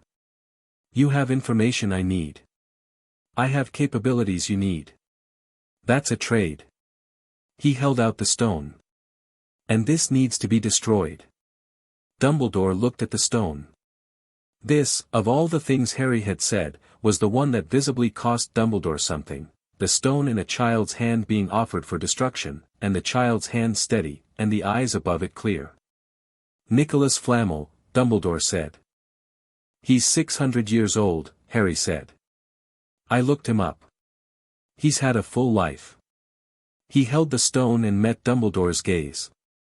The stone existing is a permanent temptation and a permanent target. Voldemort will come back, he withdrew from this room, he didn't end. He'll find another way. Destroying the stone removes one vector permanently. Dumbledore was quiet for what felt like a long time. He will come back, Dumbledore said. You're certain? He told me, Harry said. More or less. Not in those words. But yes. And you're not afraid, Dumbledore said, and this wasn't the testing question it might have been from someone else, this was genuine curiosity, the curiosity of someone who has spent a lifetime studying courage and its relationship to knowledge, and was looking at something that didn't fit the expected model. I'm prepared, Harry said. That's better than not afraid. Dumbledore took the stone from Harry's hand. He held it for a moment. He looked at it with the expression of someone holding something they have known for a long time and are releasing. I will speak to Nicholas, he said. Tonight. Harry nodded. He stood. Quirrell, who had been sitting through this whole exchange with the quality of someone listening to a conversation in a language they understand but no longer have the energy to participate in, looked at Dumbledore and said, very quietly, I would like to give you information. About what I observed during the year. What I know of his current state, his intentions. A pause. I want to be useful in the other direction. Dumbledore looked at him for a long moment. Then he said, with genuine gentleness, yes, Quirinus. I'd like that very much. Harry moved to the door. Mr. Potter, Dumbledore said. Harry paused. The people who raised you, Dumbledore said carefully. They are, your family. Yes, Harry said. They are. And they prepared you for tonight. They prepared me for everything, Harry said. He thought of Ares on the training ground in the cold mornings, and Aphrodite in the Roman market, and the sword in his pocket, and the white vast thing in his chest, and the photograph of his mother in his trunk. Everything I am is because of them and what they gave me. He looked at Dumbledore. I'll be at Hogwarts next year. And the year after that. And however many years it takes to make sure Voldemort is finished permanently. He opened the door. When it's done, I'll go back to Olympus. He said it deliberately. Not to be dramatic. Because it was true and Dumbledore was someone who deserved to have the true shape of things. He watched the word land. Watched Dumbledore's face do the rapid, intelligent processing of someone who has received an unexpected but coherent piece of information and is integrating it with everything else they know. Olympus, Dumbledore said. Good night, Professor, Harry said. He walked out of the office and down the spiral staircase and through the quiet castle, and the stone under his feet was old and solid and certain, and the white vast thing in his chest was warm and steady and entirely his, and outside the windows the Scottish winter was going on with itself in the complete indifference of weather that has no opinions about what happens indoors. He went back to the dormitory. Ron was still asleep. The fire had burned to embers. Harry sat on his bed and thought about the presence in the room below, the withdrawal, the assessment, the this is not finished. He thought about Voldemort's voice saying everything can be used with the conviction of a natural law. He thought about the cold intelligence of it, the ambition that had been so total it had consumed the humanity it started from. He thought about what Ares had told him once, during a late training session when they talked about things that mattered rather than techniques. The most dangerous enemy is the one who is genuinely, completely committed to their purpose. Not because they're powerful. Because they will absorb any cost in the service of that purpose, and most people won't. Harry lay back on his bed and looked at the canopy. Voldemort was absorbing cost right now. Regrouping. finding a new path. It was what he did. It was what he was. It was going to take more than one night under a school to end it. That was fine. Harry had time. He had training. He had the stone destroyed and Quirrell turned in a headmaster who now knew, not everything, but significantly more than this morning, and a sword in his pocket and a power that Voldemort had no category for and no counter to yet. He had first-year exams in 3 weeks, which were going to be very straightforward, and Hermione would be back in January and would want every detail, and Ron had challenged him to finish their unresolved chess game, and Neville's toad was still occasionally missing. He had a year that was ending and the longer thing beginning, and at the far end of the longer thing, Olympus was waiting with its plural impossible sky. He closed his eyes. He slept without dreaming. Chapter 6, What Gods Leave Behind. The morning after had a specific quality that Harry recognized from training, the morning after something real, when the body had metabolized the expenditure and the mind had filed the event and what remained was the ordinary world being ordinarily itself, indifferent to what you'd done the night before and requiring the usual things regardless. Breakfast was eggs and toast and the sound of the small Christmas holiday population of Hogwarts eating and talking, and Harry sat across from Ron and ate and let Ron tell him about a chess game he'd been analyzing in his head and felt the white vast thing in his chest sitting calm and full and present, the way it always did after it had been genuinely used, not depleted, not diminished, but settled, the way a muscle feels after real work, honest and solid and aware of itself. Ron was talking about a night sacrifice that didn't look like a sacrifice and Harry was listening with the focused half-attention of someone tracking two things simultaneously when Ron stopped mid-sentence and said, "You look different." Harry looked at him. Different how? Ron studied him with the assessing attention that was one of his best and least advertised qualities. Ron Weasley, Harry had found over the term, had an instinct for people that operated below his conscious awareness and was considerably more sophisticated than his surface-level expressiveness suggested. He noticed things and then reported them without the filtering that more self-conscious people applied. Like something happened, Ron said. Last night. Something significant. He paused. Did you go down to the 3rd floor?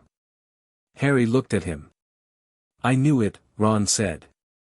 Not accusing. Not alarmed. With the quality of someone whose suspicion has been confirmed and who is now deciding how to feel about having been left out of the confirmation. I knew something was going on. You and Hermione have been doing that thing all term. What thing? The thing where you look at each other and have an entire conversation without saying anything, Ron said. And then both of you look at whatever you were looking at before like nothing happened. He picked up his fork. I notice more than people think I do. I know you do, Harry said. Ron was quiet for a moment, working through something. Then, is it handled? Whatever it was. For now, Harry said. But not permanently. No, Harry said. Not permanently. Ron nodded. He ate his eggs. He looked at the high windows of the great hall, where snow was pressing against the glass in small soft drifts, and then back at Harry. When it's not temporary anymore, Ron said, I want to know. Not to be involved if it's dangerous. I mean, yes, I want to be involved even if it's dangerous, but that's not why I'm saying it. He looked at Harry directly with the uncomplicated sincerity that was his most characteristic mode. You shouldn't be doing everything alone. That's all. Harry looked at him. He thought about the cupboard, and the gold warmth he'd found alone in the dark, and 7 years on Olympus with 2 people who had never let him be alone in any way that mattered, and how he'd arrived at Hogwarts expecting to find the terrain and instead finding people who consistently surprised him by being exactly what they actually were. I know, Harry said. You're right. Ron seemed satisfied by this, in the way he was satisfied by most honest exchanges, completely, without needing anything added to it. Good, he said. Now can we talk about the night sacrifice or do you need more time to be significant? Harry smiled. Tell me about the night. Dumbledore found him after breakfast. Or rather, Dumbledore arranged for a corridor to be empty at the right moment and stood in it with the air of someone who has been in precisely this place for exactly as long as he needed to be, which was a technique Harry had been observing all term and had identified as one of the headmaster's more impressive skills, the ability to manufacture apparent coincidence out of careful preparation. A word, Harry, Dumbledore said, and the use of the first name was itself information, a decision, a recalibration of register from last night's careful formality. They walked. Dumbledore had a quality of movement that Harry appreciated, unhurried, with the specific patience of someone who knows that most things can wait because most things will still be there, and who has had long enough to make peace with the ones that won't. "How are you?" Dumbledore asked. "Well," Harry said. Genuinely, not performatively. Dumbledore smiled, the real version, small and briefly unguarded. "I believe you." He looked at the corridor ahead. "I spoke with Nicholas Flamel last night. And he was gracious about it," Dumbledore said. "He and his wife have had, as you noted, a very full life." A pause. "He asked me to convey something to you. He said, tell the boy that the truly important things are not the things we extend. They're the things we leave behind." He glanced at Harry. "He seemed to feel you would understand that."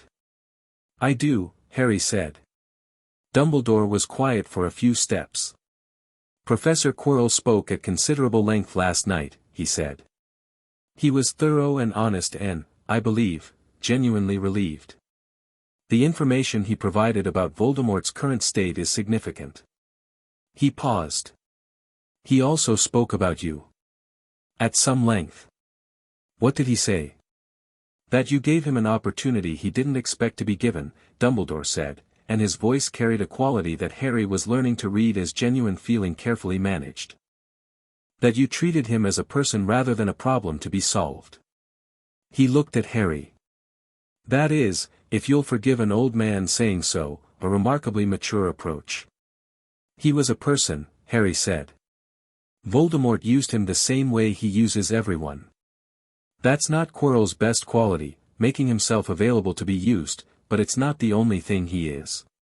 Dumbledore walked. "I owe you an apology," he said. Harry waited. "The Dursleys," Dumbledore said. "I made decisions based on the logic of blood protection, the sacrificial magic your mother left. The protections were real. But the logic that those protections justified any living arrangement was," he stopped. "Not sound. Not in the human sense. I separated the magical consideration from the human one, and allowed myself to believe that the former was sufficient justification for the latter." He looked at Harry. "It was not." Harry thought about how he wanted to respond to this. He thought about it as honestly as he could, in the way Aphrodite had taught him to look at his own feelings without dressing them up, what was actually there, beneath the acceptable version. "I don't hate you for it," he said. "I want you to know that because it's true, not because it's comfortable. You made a calculation and the calculation was wrong and I had 4 years in a cupboard as a result. Those are both true at the same time." He looked at Dumbledore. "What I need from you going forward is simpler than an apology. I need you to consult me. Include me. Treat me as someone whose judgment has value." "After last night," Dumbledore said, "I find that very easy to commit to."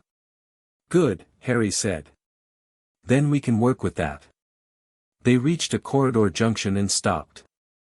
The snow was doing something outside the tall windows, not falling, exactly, more floating in the still winter air with the specific unhurried quality of snow that has all day. "One more thing," Dumbledore said. He looked at Harry with the expression of someone deciding how to deploy a question they've been holding for a while. "Last night. In my office. You said Olympus." "Yes," Harry said. "That was not," Dumbledore said, choosing each word with the care of someone navigating a subject they don't have full footing on, a metaphor. "No," Harry said. A pause. "Then the people who raised you, are exactly who you'd conclude they are," Harry said. "If you followed the implication." Dumbledore looked at him for a long time. "I see," he said, and the two words contained about 3 minutes of rapid, intelligent processing compressed into a single breath. "That explains," he stopped. Started again. "That explains a great deal. Most things have an explanation if you follow the actual evidence," Harry said pleasantly. Dumbledore looked at him with an expression that was, for perhaps the first time all term, not calculated at any level Harry could detect, just a real expression, the expression of a very old and very experienced man genuinely encountering something he hadn't anticipated and finding it both unsettling and, underneath the unsettling, rather wonderful. "You are extraordinary," Dumbledore said quietly. "I've been told," Harry said. "I'm working on accepting it gracefully." He started back toward the Great Hall. "I'll see you at dinner, Professor." He heard Dumbledore laugh behind him, a small laugh, real and surprised, the laugh of someone who has had an unexpected experience and doesn't quite know what else to do with it.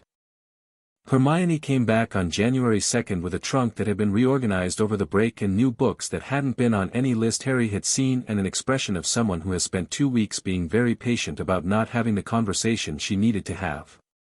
She found Harry in the library, specifically where she'd left him, which was either coincidence or a habit of place that she chose to interpret generously, and sat down and said, without preamble, "Tell me everything." Harry told her everything. Not all at once, not in a rush, he told it the way it had happened, in the sequence that made sense, starting from the chamber and working back through the term and then back further to the beginning, the cupboard and the rescue and Olympus. He told her about Aphrodite and Ares. He told her about the elevation. He told her about 7 years of training in Harmonia in his pocket and the white vast thing in his chest. He told her about Quirrell and Voldemort in the chamber and what the dark presence had felt like and how he'd read the mirror and what had happened when he touched Quirrell's wrist. He told her because she'd asked for everything and he'd promised everything, and because he had enough respect for her intelligence to give her the actual information and let her process it herself. Hermione listened. She listened the way she did everything, fully present, organized, asking a question every few minutes that was always the right question, the one that clarified rather than detoured. Her face moved through several things, the intent focus of someone absorbing information rapidly, a brief widening of the eyes when he said Aphrodite and Ares that was the most purely surprised he'd ever seen her look, a long moment of stillness when he described the chamber that was not fear but its close relative, and throughout all of it the underlying current of a brilliant mind in genuine engagement with something it found endlessly interesting. When he finished she was quiet for a while. Then, "Aphrodite," she said. "Yes. The goddess Aphrodite. Greek mythology, Olympian pantheon, born from sea foam or Zeus's daughter depending on the source, goddess of love and beauty. Yes. Though she has opinions about the sea foam story. And Ares. God of war. Yes. And your maternal grandmother was their daughter. Yes. And you have divine blood in you now that you didn't fully have before the elevation at 7, and the divine blood is what made the killing curse fail in addition to your mother's protective magic." "That's my working theory," Harry said. "It's not a theory," Hermione said, with the definitive quality of someone who has just completed an integration. "It's the only explanation that accounts for all the data." She tapped her finger on the table. "Voldemort knows now. He knows you're not just the boy who lived. He knows there's something in you he doesn't have a framework for." "Yes," Harry said. "Which makes you more dangerous to him," she said. "But also more, I want to say interesting to him. He strikes me as someone who would find an unanticipated variable more engaging than a known one." She looked at Harry. "He's going to want to understand you. Which means he'll be watching. Studying. Looking for a way in." Harry looked at her. "You got all of that from a 20-minute account of one conversation," he said. "I read extensively over Christmas," Hermione said. "About Voldemort. And about," she pushed a book across the table toward him. It was small and old and had the specific quality of a book that had been found somewhere it wasn't easily findable. "Divine Intervention in Magical History. Did you know there are 17 documented cases of Olympian bloodlines intersecting with wizarding families? 17 that are documented. The actual number is certainly higher. Harry looked at the book. Where did you get this? I found it, she said, with the specific tone of someone who considers found an adequate description of a process that probably involved significantly more effort and possibly some creative interpretation of library access rules. In the restricted section, Harry said. In the restricted section, she confirmed, without the slightest trace of apology. Which you now have a note for, and I technically don't, but I was there first. She looked at him. Harry. What are you going to do about second year? Same as first year, Harry said. Be here. Learn. Keep watch. Voldemort will try to come back more concretely, she said. He had a host this year. He'll need a different approach next year. Something more permanent. She paused. I've been thinking about the Horcruxes. Harry went still. That word, he said carefully, is in the restricted section for good reason. I know what it means, she said, unflinching. I know what he likely did. I know it's why the killing curse didn't kill him when he tried to kill you, not just your mother's magic, not just your blood, but the fact that his own soul was so fragmented that the rebounding curse had no clean target in him. She looked at Harry with the directness of someone who has thought about something difficult and come out the other side still thinking clearly. There's more than one. There has to be. I did the math on the magical signatures. Harry breathed. He had known this, had worked it out from different information over the term, from things Aphrodite had told him about Voldemort's history and things he'd read, and the specific quality of the dark resonance in the chamber, which had the feel of something partial rather than whole. He hadn't known Hermione had arrived at the same conclusion independently. Yes, he said. She held his gaze. Then this isn't just about keeping him out of Hogwarts, she said. This is about finding them. Yes, Harry said again. Then we'd better get organized, Hermione said, and pulled out a new notebook from her bag, blank, pristine, with the air of something waiting to become comprehensive, and opened it to the first page and wrote at the top in her precise hand, known, unknown, and required. Harry looked at the notebook. Then at her. You've been waiting to do that since Christmas, he said. December 26th, she confirmed. I had the basic structure by the 28th. She looked at him over her notebook with those reading eyes. I'm with you on this. Fully.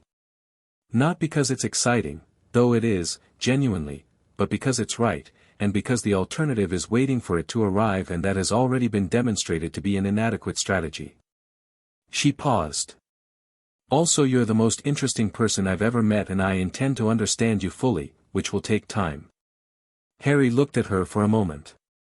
He felt the warmth of it, specific and real, the particular warmth of being genuinely known rather than perceived through a story about yourself. All right, he said.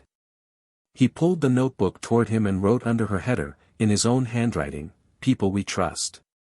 He wrote 3 names, Ron, Hermione, Snape. Then, under it, Dumbledore, conditionally. Hermione looked at the list. Snape, she said. He was there for Quirrell all term, Harry said. He gave me information before I went down. He's been working against Voldemort for longer than either of us have been alive. His motivations are complicated and personal, and he thought about the office and the pickled jars and the 2 words said about Lily Evans, real. He looked at Hermione. Real motivations in complicated people are more reliable than simple motivations in simple people. That's something I was taught. Hermione considered this. Conditionally Snape, she said. Unconditionally Snape, Harry said. A pause. Then Hermione crossed out the word Snape and rewrote it in slightly larger letters, which was as close as she came to a concession she didn't fully agree with, and she wanted him to know it. Harry looked at the notebook. We're going to need more pages, he said. I bought 200, she said. The last week of term arrived with exams that Harry moved through with the easy efficiency of someone for whom the material was the least demanding thing he'd encountered all year. He finished each one early and used the remaining time to observe the room, the specific ways that different students related to the experience of being assessed, the range of anxiety and confidence and performance and genuine knowledge visible in how people held their quills and organized their parchment. He passed Draco in the corridor after the transfiguration exam, and Draco gave him the look he'd been giving him since the conversation in the potions corridor, not hostility, not friendliness, but the particular look of someone who has been thinking about something and hasn't finished yet. Harry stopped. "Malfoy," he said. Draco stopped. His two companions kept walking for 3 steps before noticing and coming back to flank him, which Harry noted was their default setting. Flank first, understand later. "Potter," Draco said. "How was the exam?" Harry asked. A pause. This was not the conversational register Draco had prepared for. "Fine," he said, carefully. "The switching spells were interesting," Harry said. "The ethical dimension, I mean. The implications of altering fundamental properties of an object."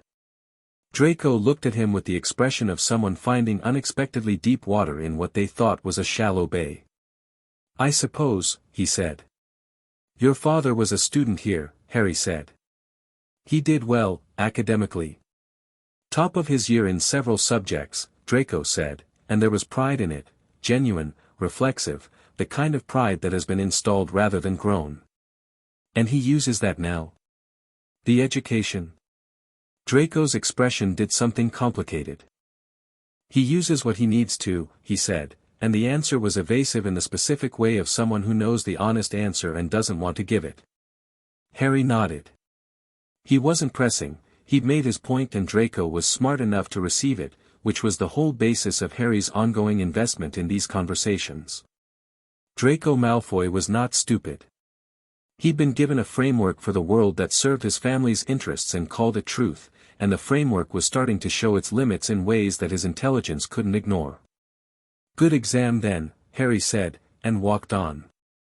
Behind him he heard Crabbe say something and Draco respond with a sharpness that was the specific sharpness of someone who doesn't want to have the thought they're having and is taking it out on the nearest available target. Harry filed it and kept walking.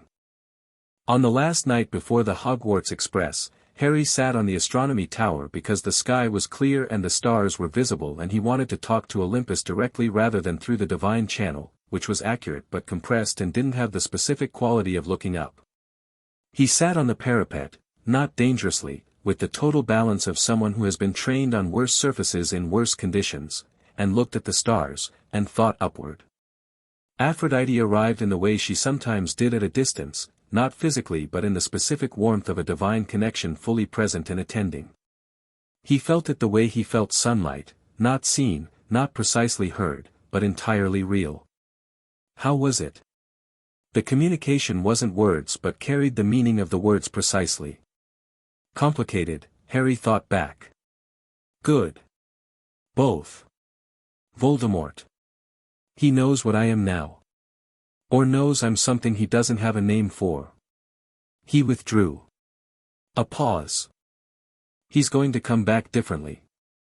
He felt Aphrodite's response, not fear, she didn't do fear in the ordinary sense, but the specific focused attention of something ancient taking a threat seriously. Yes. He will. Then, after a moment, are you coming home? Summer, Harry thought. June. Yes. The warmth that came back had the specific quality of relief dressed as ordinary gladness, the way she always managed her feelings about him, present but not crushing, real but not demanding. Good. Ares wants to see your form. My form has improved substantially. He'll tell you it hasn't and then make you demonstrate 12 things and then find one small correction and act like that was the point of the entire exercise. Harry laughed, a real laugh, quiet in the dark, and felt it echo up through the divine connection and felt Aphrodite receive it. There was a girl, Harry thought. Hermione. She worked out most of what was happening this year on her own, independently, from evidence. The warmth that came back was the specific warmth of someone who is deeply, particularly pleased. Tell me about her. She has a notebook already. 200 pages. She organized it with headers on the second day of break. A pause. Then the distinct quality of Aphrodite laughing, warm and surprised and real. I like her. I thought you would, Harry thought. And the other one? Ron. He noticed something happened before I told him anything. Just from looking at me. Harry looked at the stars. He said I shouldn't be doing everything alone. He's right. I know. I told him he was right. How did that feel? Harry thought about it honestly. Like something I should have understood sooner and am glad I understand now. The warmth settled around him like the specific warmth of a place that was home, and Harry sat on the astronomy tower parapet and breathed the Scottish winter air and looked at the stars and felt Olympus at the other end of the connection, plural and impossible and entirely real. He said, because it was true and he wanted it to reach, I'm okay. Better than okay. I know what I'm doing here now. I always knew you would, Aphrodite said, and the communication folded and it was just stars and cold and silence. Harry sat there for a while longer. The Hogwarts Express smelled like smoke and magic and someone's cauldron 2 carriages down that was clearly not empty of its last experiment. Harry sat in the compartment with Ron and Hermione and Neville, who had brought Trevor the Toad as both a traveling companion and a subject of ongoing concern, and the train moved through the Scottish morning with the specific unhurried surety of something that has made this journey many times and will make it many more. Ron had a chessboard. Hermione had a book and was reading it but with the quality of someone reading at 40% capacity and thinking at 100.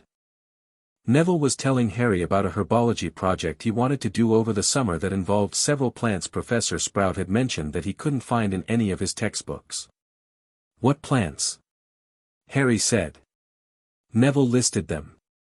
Harry knew one of them from Aphrodite's garden on Olympus, a silver-leaf thing that she told him was native to the Elysian fields and had medicinal properties that wizarding herbology hadn't documented because wizarding herbology didn't have access to the Elysian fields.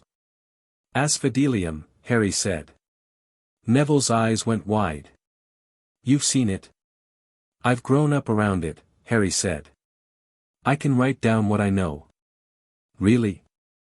Neville's face was doing the specific thing it did when he talked about plants, animated, focused, all the self-consciousness that was his default in other situations burned away by genuine passion. That would be, Harry, that would be brilliant. Done, Harry said. Hermione looked up from her book. Harry, she said, in the tone that meant she'd been holding something and was now choosing to deploy it. I've been thinking about what Voldemort said to you. Ron looked up from the chessboard.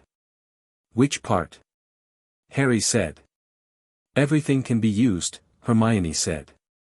He said it with conviction. The conviction of someone who has organized his entire existence around that premise. She tapped her book cover. I looked into the history of it, his actual history, Tom Riddle, not the mythology. The orphanage, Hogwarts, his trajectory. She looked at Harry. He built power by using people. Each person he came across was a resource.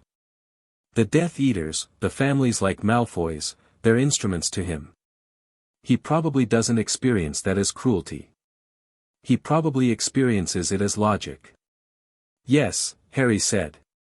Which means, Hermione said, that the thing he least expects and least has a framework for is people who operate differently.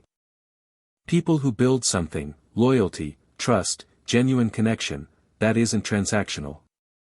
She looked at Harry. That's your counter to him. Not just the divine blood. Not just the power. This. She gestured, slightly, at Harry, at Ron, at Neville, at the compartment in general. Ron looked between them. Are we a strategic asset, he said.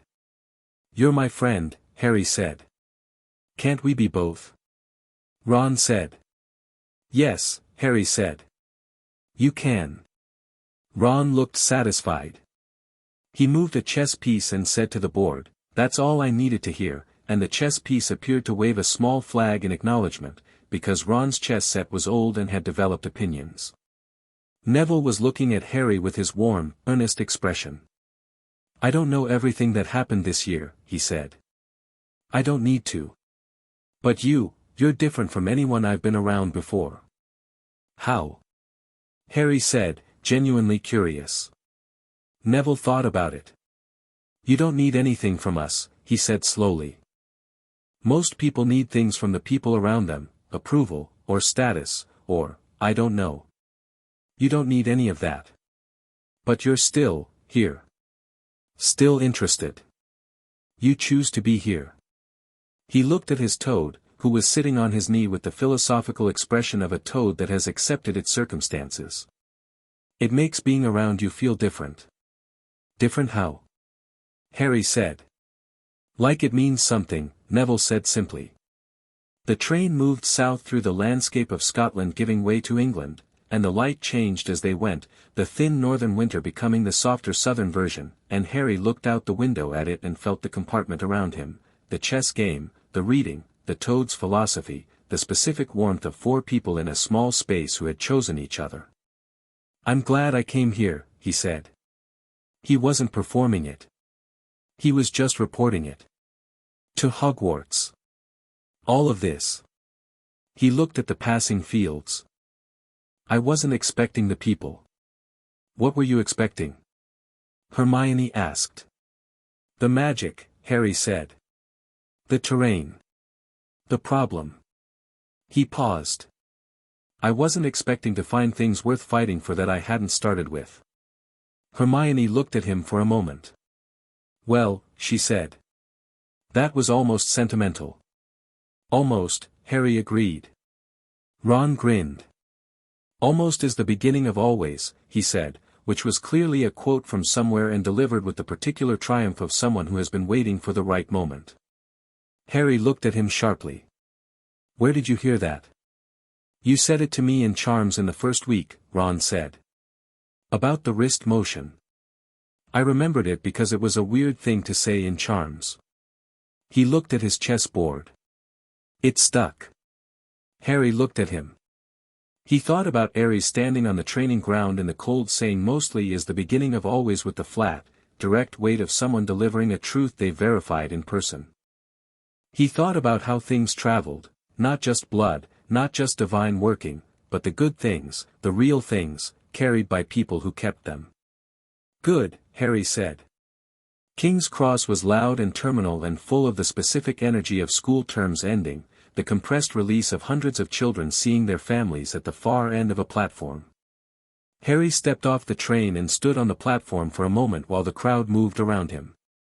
Ron's mother was easy to find, the red hair, the organized warmth, the way she moved through the crowd with the authority of a woman who has been finding children in chaotic spaces for decades and is very good at it.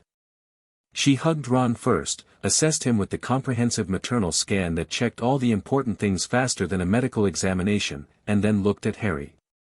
"Harry," she said, with the warmth of someone who has been thinking about a person and is now finding them real.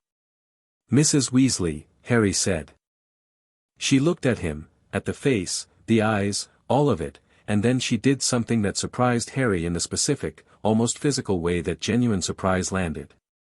She put her hands on his shoulders and looked at him with the direct, unsentimental intensity of someone who has made up their mind and is acting on it without decoration. "Ron wrote to us about the troll," she said. "I helped," Harry said. "He said you handled it," she said. "Specifically." "That's what he said." She looked at him steadily. "You're a good friend to him." Harry held her gaze. "He's a good friend to me," he said. "That makes it easy." Mrs. Weasley looked at him for another moment and then pulled him into a hug with the decisive warmth of someone who has concluded an internal debate and arrived on the side of action. Harry went still for half a second, the specific half-second of someone whose body had not fully updated to a world where this kind of contact was normal and available, and then returned it. "You'll come for part of the summer," she said, matter-of-factly. "Ron will write." "I'd like that," Harry said, and meant it. She let him go and went back to counting Weasleys, and Harry stood on the platform with the crowd flowing around him and felt the shape of the year just ended from the distance of 10 minutes of completed terminus. He thought about the chamber and the stone and Voldemort's voice saying this is not finished. He thought about Dumbledore and the renegotiation and Snape and the restricted section note and Quirrell somewhere being debriefed and trying to find the shape of himself without the thing that had been using him. He thought about Hermione's notebook with 200 pages and Neville's asphodelium and Ron's chess and the way the castle felt at 2 in the morning when it was empty enough to hear itself breathe. He thought about Voldemort, where he was now, fragment and fury and intelligence, regrouping. Finding a new path. The thing he'd felt in the chamber, that cold assessment, that this is not finished. The way it had withdrawn rather than fled. He thought about Ares saying the most dangerous enemy is the one who is genuinely, completely committed to their purpose. He thought about Voldemort saying everything can be used with the absolute conviction of a natural law. He thought about what the next several years were going to look like, and felt no fear about them, not because he was reckless, not because he didn't understand the stakes, but because he understood them completely and had understood them for years, and had prepared for them for years, and had arrived in this world with a sword in his pocket and a power that had no ceiling he'd yet found and people around him who were real and chosen in his. He put his hand in his pocket and felt Harmonia, small and certain and balanced. He thought, there are things worth fighting for that I hadn't started with. He thought, that's the point. That's the whole point. Love and war. They're not opposites. They're the same thing from different angles. You fight because you love. You love because you're willing to fight. Aphrodite had told him that. Ares had demonstrated it. He'd spent 7 years learning it and 1 year living it, and he understood it now not as a concept but as a fact about himself, the way you understand your own hands. He picked up his trunk. He walked toward the barrier that opened back into the ordinary world, which was not, actually, ordinary at all, not any of it, not Diagon Alley visible from the right angle or Olympus at the other end of a divine channel or the school with its 1,000-year pulse or the people who had become his in ways that surprised him by being more complete than he'd known to expect. He walked through the barrier. On the Muggle side, the ordinary London morning was doing itself, traffic and grey sky and the smell of coffee from somewhere and people moving with the focused indifference of commuters. Harry stood in it and breathed. His phone, the one Aphrodite had quietly ensured he had because she was not someone who believed that being magical precluded being practical, buzzed in his pocket. A message from a contact listed simply as welcome back. Cars outside. Ares made breakfast. He burned it and will deny having made it, and you should act surprised and eat it anyway. I love you. Come home. Harry smiled at his phone. He smiled the full version, the rare and complete kind, the one that reached the eyes. He walked out of King's Cross into the grey London morning and found the car, a thing that looked like an ordinary car and was absolutely not, and got in, and the city moved around him as they pulled away, and somewhere above it all and through it all and entirely real, Olympus waited with its plural impossible sky. He had people who loved him. He had a sword that knew his hand. He had a school he was going back to in September and friends he'd be writing all summer and a chess game that was technically still unresolved and an enemy who was intelligent and ancient and coming back and who had no idea what was actually coming for him. He had work to do. He looked out the window at London and let it be what it was, complicated and full and worth knowing, and let himself be what he was, all of it, completely. Harry Evander Potter, son of Lily and James, grandson of gods, raised on Olympus, trained by love and war, god of both. Exactly as much as he actually was. No more hiding. No more small. He was here, and he was ready, and the world was going to have to get used to it.